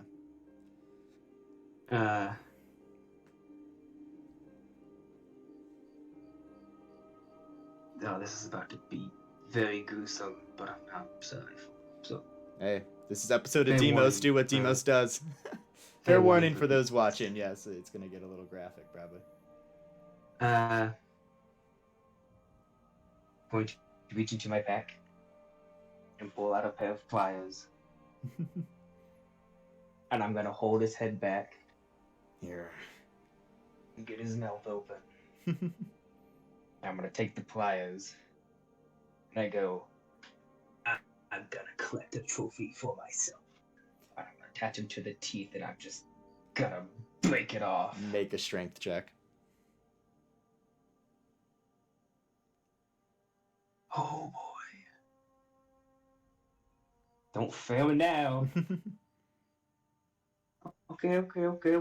21. You pull and pull and pull, and bleeding does start to happen, but you don't yank it out. You're just sort of laughing. Maybe just a little harder. And I'm gonna keep the pliers held there. Esmeralda sort gonna of goes take- behind you and grabs a hold of your arm to help you pull. No. Hold up. She Just respectfully. keep his head held back. You will. And I She will. take my fist and I keep the pliers held there. And I just bring my fist down upon the pliers. Okay, roll a strength check with advantage because that's creative. Thank the Lord for advantage. There it is. 25. That was the DC. 23, sorry. Oh, No, 23? 23, it still doesn't come out. And he sort of is spitting up Okay. blood now, though. He is not laughing anymore. He was laughing when you first tried that second attempt. He's not laughing anymore. You know what they say? Third time's the charm. There's no need for And I that. just go again. All right, go just I would regular like to roll. rage this time. Oh, in which case you have advantage either way. Go ahead and roll. There it is. I needed a natural 20 to get 25. And you got a natural 20. Natural 20 plus 6, so 26. All right. Holy sh! Tooth comes out. He sort of No, like I want the teeth. like the Did whole you say row. like all the teeth? Yeah, like, it is an individual metal teeth that You are correct. Yeah. So the whole like upper part of the teeth row like comes out. And you just because they're almost like shark teeth when you look at them. They're that sort of wide of metal teeth, and it's wild. But you take out that top row. Yeah. I lean into his ear again and goes, "Is this how it feels to take trophies?" And I'll take a little bit of the alcohol and like throw it on the open wound. He sort of just is just sort of sitting there, occasionally laughing to himself, and he goes, "What do you want to know?" Ooh, where to begin? He kind of looks up at you and goes, "I don't recognize your tusks." And he sort of looks down at them. They're all unique. I will take the tusk off his neck. I guess I should have mentioned I did that before. Go ahead and make an investigation check looking at them. Can I get advantage from Elzanoilda? Yes, you can. 17. Looking at them, they are definitely Loxodon Odin men, but you suspect they are different enough that it's likely a different tribe than your own. So not the mammoth. I actually forget. It's not running mammoth, is it? Rising mammoth. Yeah, it is not that tribe, but it is nonetheless a tribe of Loxodon Odin men. Where'd you get these? General location, if you will. Sort of the northern part where most Odin men tribes are. Northern is straight north, northeast, northwest? Northwest. You're more north. Or he says northeast. I'm more northeast. Never eats. You said I'm by the coast there. You're on the western coast though. Or closer to the western coast. So he would have say northeast, you're northwest. So definitely a different tribe. So. Yeah. Do you know? First off, the thing on his tusk, that's the compass, yeah? Or the clock? The symbol on his teeth? Tooth, yeah. It is not. It is an engraving of a smithy, the same smithy that made the bullets, but... That's right. I don't have those notes with me, so that's right. No worries, no worries. He does not have anything on him that is that iconography. Good. I will gesture to the symbol. Mm-hmm. This symbol. He looks at it. Where'd you get it? The smithy. Shit. In the kingdom of Krem. To the east of here. I know you have a name. Name of the smithy. I might actually. Oh, you might. He goes, I might actually have a name too in my notes. He goes, his name is Zanthut. Or he said Zanhut. TH, I can't.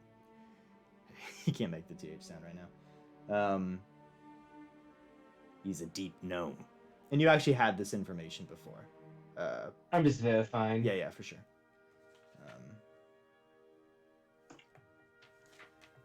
Does do a lot of work for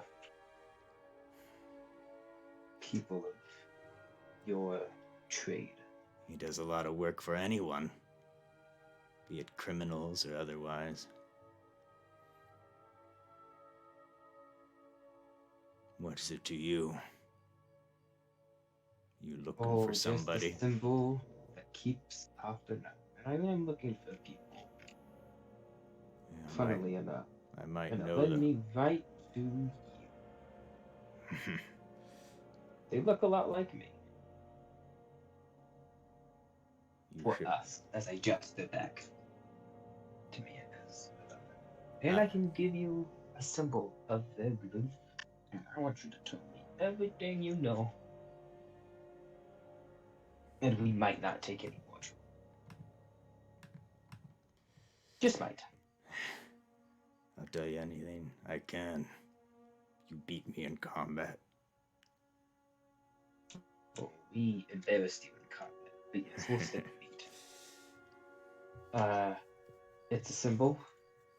Of a clock with a compass around it.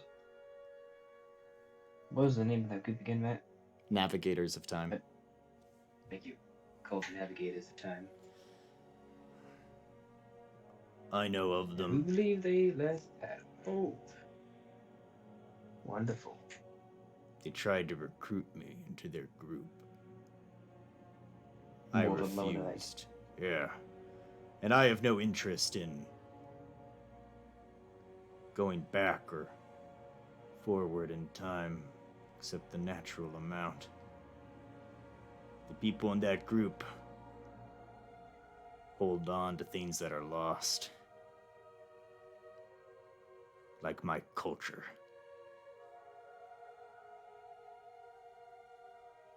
But I know better. What's done is done. Yes. We look forward. Exactly. Do you know where they... Let's go back to you yourself. If you... Whatever, you defeated an Odin in combat, you would take a trophy of theirs.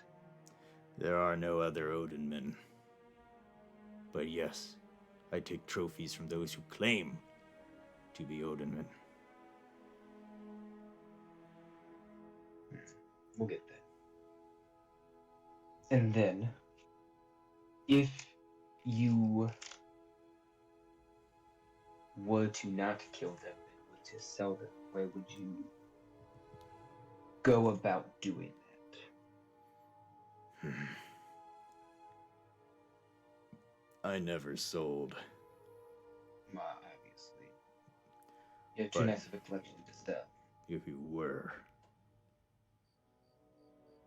People who trade in human body parts, or humanoid body parts, or cultural trophies. They're hard to come by. You're not gonna find them in clean capital cities like Odengrad. No. No, you wouldn't. You'll find them in underground tradings and dealings. There's in fact one very prestigious collector in Resort Dawn, but fortunately he's surrounded in mystery. All I know is people have seen my trophies and wished to buy them from me. On Again, his behalf, whoever this he is. It's a very nice collection.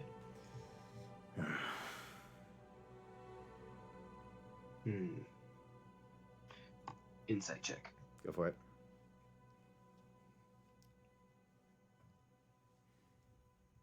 12. 13. As far as you can tell, he is telling the truth. And he's Zordon. waiting for death at the moment. That's a solid thing to wait for.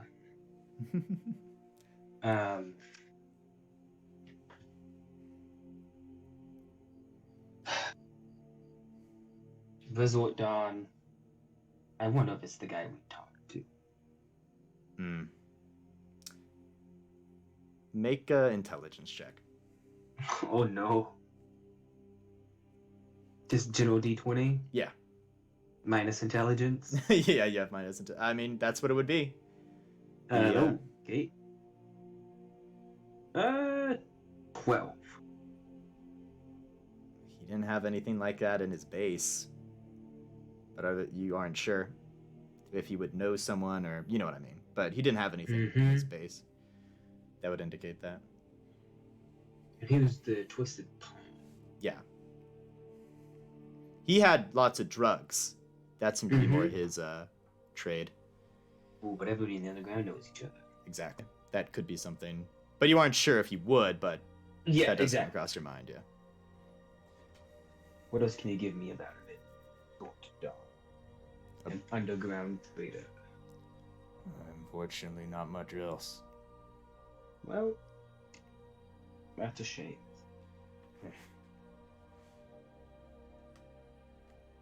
The path you walk is different from the path we walked Well, before. funny thing about change is Things were things different usually- before 30 years ago. 30 years ago. 30 years ago. That was when the New Dawn happened and the lesson. That's what I thought. Yeah. Yep.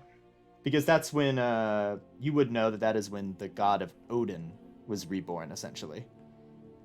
Because he's technically a lesser god, right? So there wasn't enough energy in the world for those to exist for a while. Mm-hmm. So that seems to be the time he's referring to. And he goes, "We served a culture, not a god. We didn't need one." Who says? What was that? Sorry, you were a little quiet. Who says you need one now? We follow Odin, but we follow the culture as well. You just gotta adapt when times change. Polk As goes, you said, yeah, good. you're not one to hold on to things of the past. But here you are holding on to a devolved culture after it's evolved.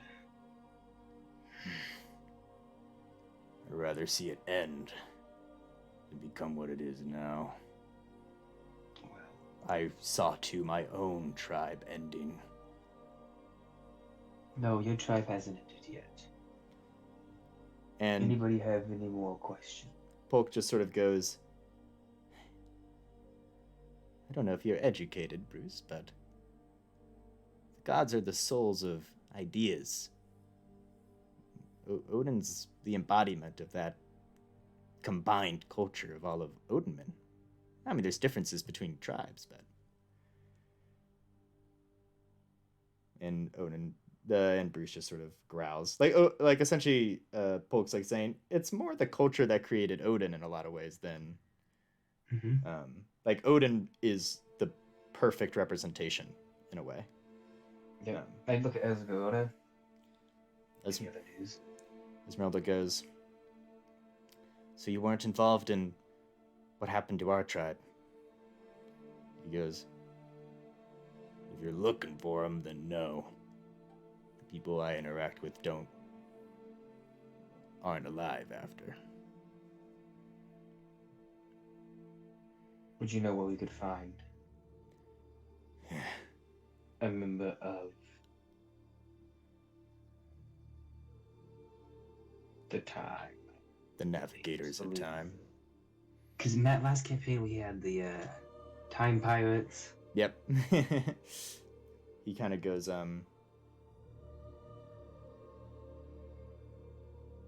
"They're based in the country of Krem.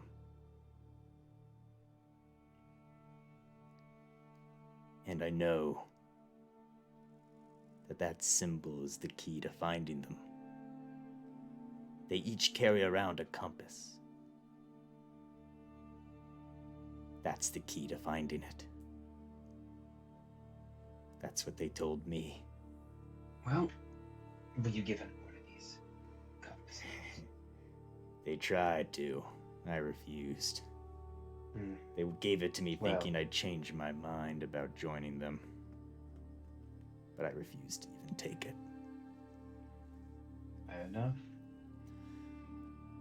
You were of the utmost help. Unfortunately, you do know how it goes. He kind of looks up at you and he's gonna... I must say, As he looks up at you and he just looks you in the eyes, he goes, "Live with honor. And maybe Odin men will live on just yet." as long as I'm living, they live on.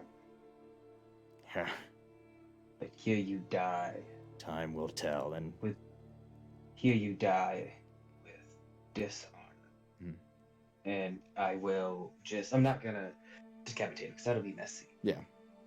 I'm just gonna take my glaive and just go like straight down Mhm. with the two clavicles meet in the throat and just go straight down. Barely even audible. As the life leaves him, he just goes, "Time will tell." And his eyes go Always dark. dark. I would like to loot the body. All right. He's got two hand Yeah, axes. like that. Yep. No, those are out in the field. Oh yeah, yeah. He's got a I will pouch. pick those up. He's got a pouch of about with about 100 gold in it. So go ahead and take that. Adamantine teeth. Yes, you can certainly take both sets of those. They seem to be enchanted, potentially. Solid. Well, adamantine's inherently helmet. enchanted, but the helmet, it looks to be coastal, because most of the Odamen who wear helmets like that Yeah. are coastal. Oh, I just want it because I want to fashion it to where I could wear it. That's Sure, yeah. I'm trying to think what else he travels relatively light, other than his trophies and weapons. I will take the trophies. Okay. How many tusks did he have on him? He had 2 pairs of tusks, both pairs from different tribes.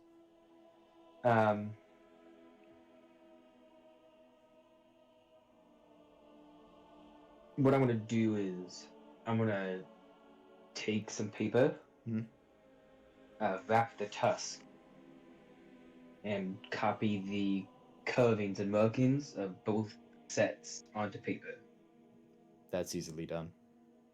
And And as you do so, you almost feel your hand is almost guided, in some way to get them right. And then, as to where no one can use these as trophies again, Mhm. I'm going to take some rocks. I'm just going to grind them into powder. Put it in a little pouch. Like take some of the cloth off of Boo's, make a little makeshift pouch, tie a little string around the top of it. You do see a map that he has. He seems to indicate where he's been. Oh. And he seemed to indicate he was wanting to go to a sort of small temple just outside of Resort Dawn. It's a old Odinmen sort of group. It's hard to call them a tribe. Mostly shamanistic Odinmen there. That was likely his next destination. And I'm going to... I'll wait till the temple. You what? Wait till the temple. Okay. But I'm going to have a pouch of ivory. Of the ivory tusk, yeah. You can add that as a custom item if you'd like, or just write it in your notes even. Yep. So 2 hand axes, pouch of 100 gold, 2 sets of adamantine teeth, yeah. a helmet, and a map. Yep. Yeah, the 2 hand axes, if you do grab them, do appear to have runes on them. They might be +1 hand axes. So, a lot of really good information. Yep. I'm going to turn to Esmeralda and go, a good lead. Sadly not exactly what we were looking for. I believe what I know, we were in the city of Resort Dawn. Yeah. We left from there. Endgame, Demos has no idea what the group's at. Yeah, as you're sort of sitting there thinking, Esmeralda goes, I'll perhaps head towards Krem. See what information I can find traveling that direction. And they sort of look at Polk, and Polk goes, I'll ask guildmates what they know about this smith. And as he looks towards you, Demos, he goes, when it comes to you, You were the strongest fighter out there. I might be higher ranked as an adventurer, but you were dealing swift damage out there. That was a mess. He goes, Just don't drink so much before a fight, my dude. You can't hold that much. I know. I'm a little goblin, it's true. And he goes, Now, don't get me wrong. You can hold some liquor, but not better than before a most, fight. yeah. And he goes, but either way, I suspect your eyes are set towards Resort Dawn. Your friends would still be there, yes? Oh, I guess it's as good as mine on that one. Either way, I think that'd be a good place to go. Think so. And if they're not there, After all that, I have some connections that. we have at least a connection to someone who actually trades in the stuff that we're looking for. Yes. I actually have a. Odd to say this, because I never thought I would say this in another city. I have a contact. I could visit the city. Isn't that weird to say? Folks like, that could be very useful. So I think before I meet up with my or before I meet up with the group I'm with again, I think I'm gonna stop by that temple and maybe hit the Twisted Palm. He sort of nods, and as you say that, you hear a voice outside go, I don't mean to pry. It's the halfling, quotation marks. She goes, if you'd like to get places quicker, I could give you a ride, for thanks of helping me find my son. Oh, I never turned down a free ride. Well, that's not true. I never turned down a safe free ride. She goes, it will be safe. She goes, oh, and thanks for disciplining my boy as well. Taught him a good You're lesson. welcome. We're talking about, hold up. Talking about the bronze dragon here, yes? She kind of looks at you and her eyes change into more dragonoid eyes and she says, yep. Well, that was out of game. Oh, but okay, okay. Yeah. Like out of game, I know. With that with your passive dragons insight can for sure. transform. Yeah, But she's that's made an it. insight She's sport. hinted at it enough at this point. Like, Well, honestly, Matt, when Yeah. he said like, when you said like, "Oh, my son's got in the door," I just thought she meant like the guy from Ronald's group who returned home. oh, that's fair. I guess I didn't make clear enough that Ronald's whole group was inside. Then she came in and said, "My son's guarding the door." Gotcha. Yeah. Out of game, I knew bronze dragons could Could do that, yeah. transform. Did you think it was the Like bronze in- dragon when the bard showed up from behind? Huh?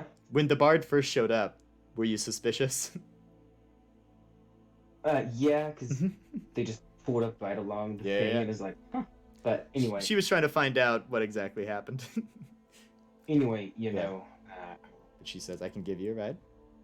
in game, try not to mitigate yet. Yeah, Because I know a lot about dragons. for sure, for sure. Because they do be dragons. Yeah, that would be truly wonderful. And I'm glad that your son returned to you, and hopefully next time he learns to be a bit more vigilant when picking prey. Perhaps. But I will happily accept that. I'll hand Esmeralda the map. Mhm. Oh, I want to copy. I have a map of my own, You're gonna copy kind of the and I'm gonna like points. put the X's, Yeah. the map of like where. It's like in Skyrim when you find the maps and you like find locations. Yeah. And then I'll give that map to Esmeralda. And be like, if you want She to goes, visit these places, I'll certainly take a look at that. but be careful in Krim. I will. It seems to be that's where a lot of stuff is coming to a head. Seems so. But She sort of nods and live with honor, and I will. I'll see you again. Everyone sort of nods to each other, and We will make sure of that. with that, Could we hit the temple real quick before Sure. we end the I like that. I Session. actually like that idea a lot. you go outside, and the halfling gets some distance from you, and you see her turn into the adult bronze dragon. So not ancient, she's an adult, but Yeah, I don't think I'm ever gonna get used to that. she goes. I look to find her son. Real Her quick. son's nearby, and he's a little bandaged up. I would just flick my glaive and give him a wink and a smile. Hop on. He hops on. It seems she can speak in common, but the child can only speak Draconic at the moment. Yep. But she flies off with great speed, and with not having to go up and down hills, and it is a much, much quicker journey. Yeah. And you actually feel able to perhaps rest on her back. 'Cause Yeah, I that's was gonna smooth. say that would Yep, be you can long rest wonderful. on her back.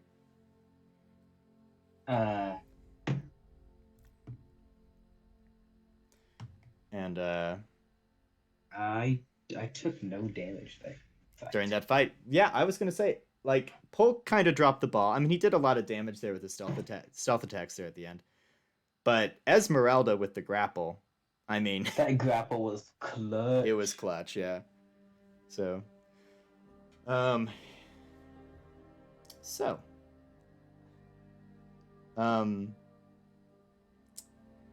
you long rest, and you eventually wake and hear her say, "We're about to approach that temple. If it's all the same to you, I think I should land a ways away. I'm sure I this- would not cause too agree much of a ruckus." 100%. Also, that village got one of the most exciting days ever. Like, a dragon showed up. The dragon showed up and helped them. Like, Yeah. Whenever she lets me off and stuff, I will say my name is Demos. Not all, and I will say, not all hunters are bad. She smiles and she goes, "Yes, And now I know neither are all dragons. always be vigilant. Oh, always not all bronze dragons are as kind as me, but I assumed that much, but now I know they're not all. I know you're Ethic. sent. I know you're sent now. If you're ever near my islands on the by the eastern coast, I might bid you a warm welcome." I will keep watch and let my compatriots know if ever that way bronze dragon comes, it's gonna be okay. She nods and flies away with her kid. Yeah, bronze dragons are island, coastal sort of dragons. Safe travels. She says, "Safe travels to you as well, and condolences." She flies off. To the temple I march. I will be moving at half speed, keeping Mhm. ever so vigilant watch. As you And still, if I get closer and sort of closer, eventually some sort of coastal birds, because the temple's close enough to the coast, right, where coastal birds are here, begin to kind of gather, and they're sort of lightly chirping. And you see sort of a humanoid shape fly in your direction. It seems to be an Aarakocra. And this figure stops, not right next to you, but a good, like, about 10 feet away, as to not to seem intimidating, and seems to be holding a staff with different seashells on it and that sort of thing. And he goes, I "Hey,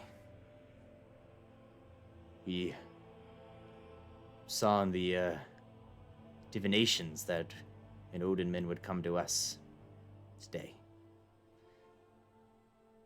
Are you one who seeks to fight us, or are you one who brings respect?" I'm more of the respect and knowledge first, but I always do love a good He who nods doesn't. and waves his staff, and the seabirds flock away. He goes, "Then we return that respect with aid and all the ritualistic honors." Thank you. It's the Is there Aarakocra an goes, altar- "Oh, sorry. Go ahead." Is there an altar nearby? Yes, there is. Come, I will show you the way. Eventually, you come to an altar with a symbol of the Odinmen there, as well as iconography that's mostly indicative of coastal tribes, but it is an Odinmen altar.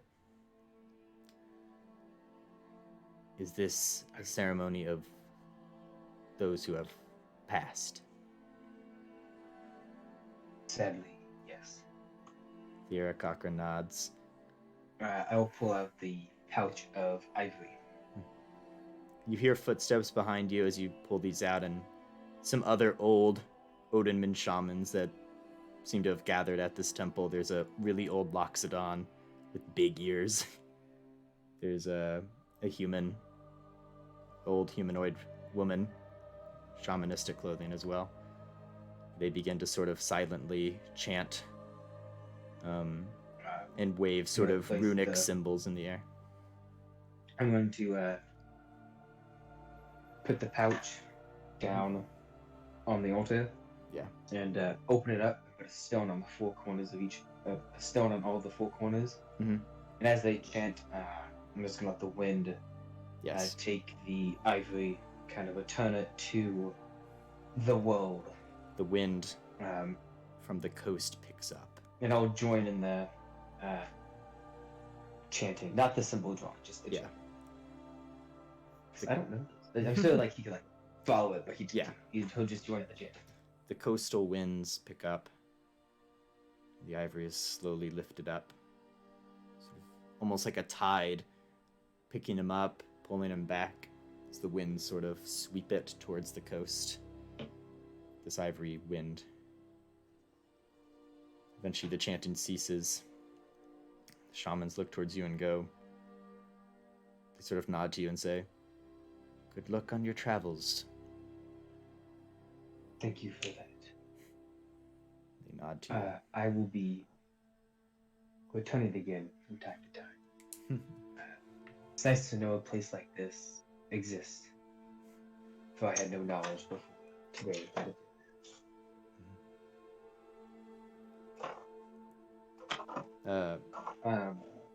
The temple itself doesn't necessarily have a set name. But you can indicate in your notes, Resort Dawn, Odinman. I have it, temple outside of Resort Dawn. Yeah. A temple of Odinman outside of Resort Dawn. Yeah. They...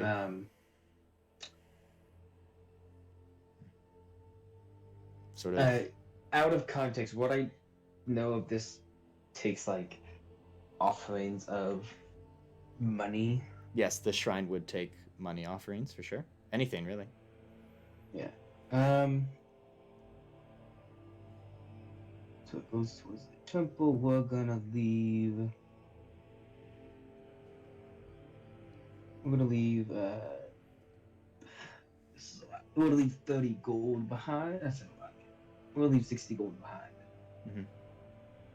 Mm-hmm.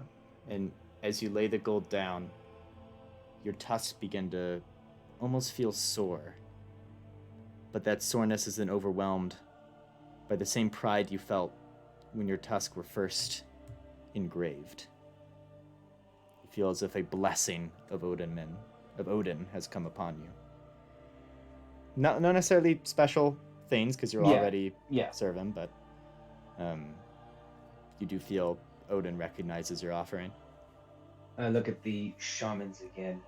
Mm-hmm. We'll respectively bow and then leave and head into the city of Resort Dawn. And I'll I'll head towards the twisted, beeline to the twisted path. And that is, I think, where we'll end the episode of Demos. I think more will happen between here and meeting them, but I think this is a good episode of Demos. They are gonna be at Resort Dawn next session, so it'll work out. And I will say, I'll let you finish the recording. Yeah, no worries. That's it. That's episode of Demos. See you all next time. Thank you, guys. It was wonderful to play again. Indeed, indeed.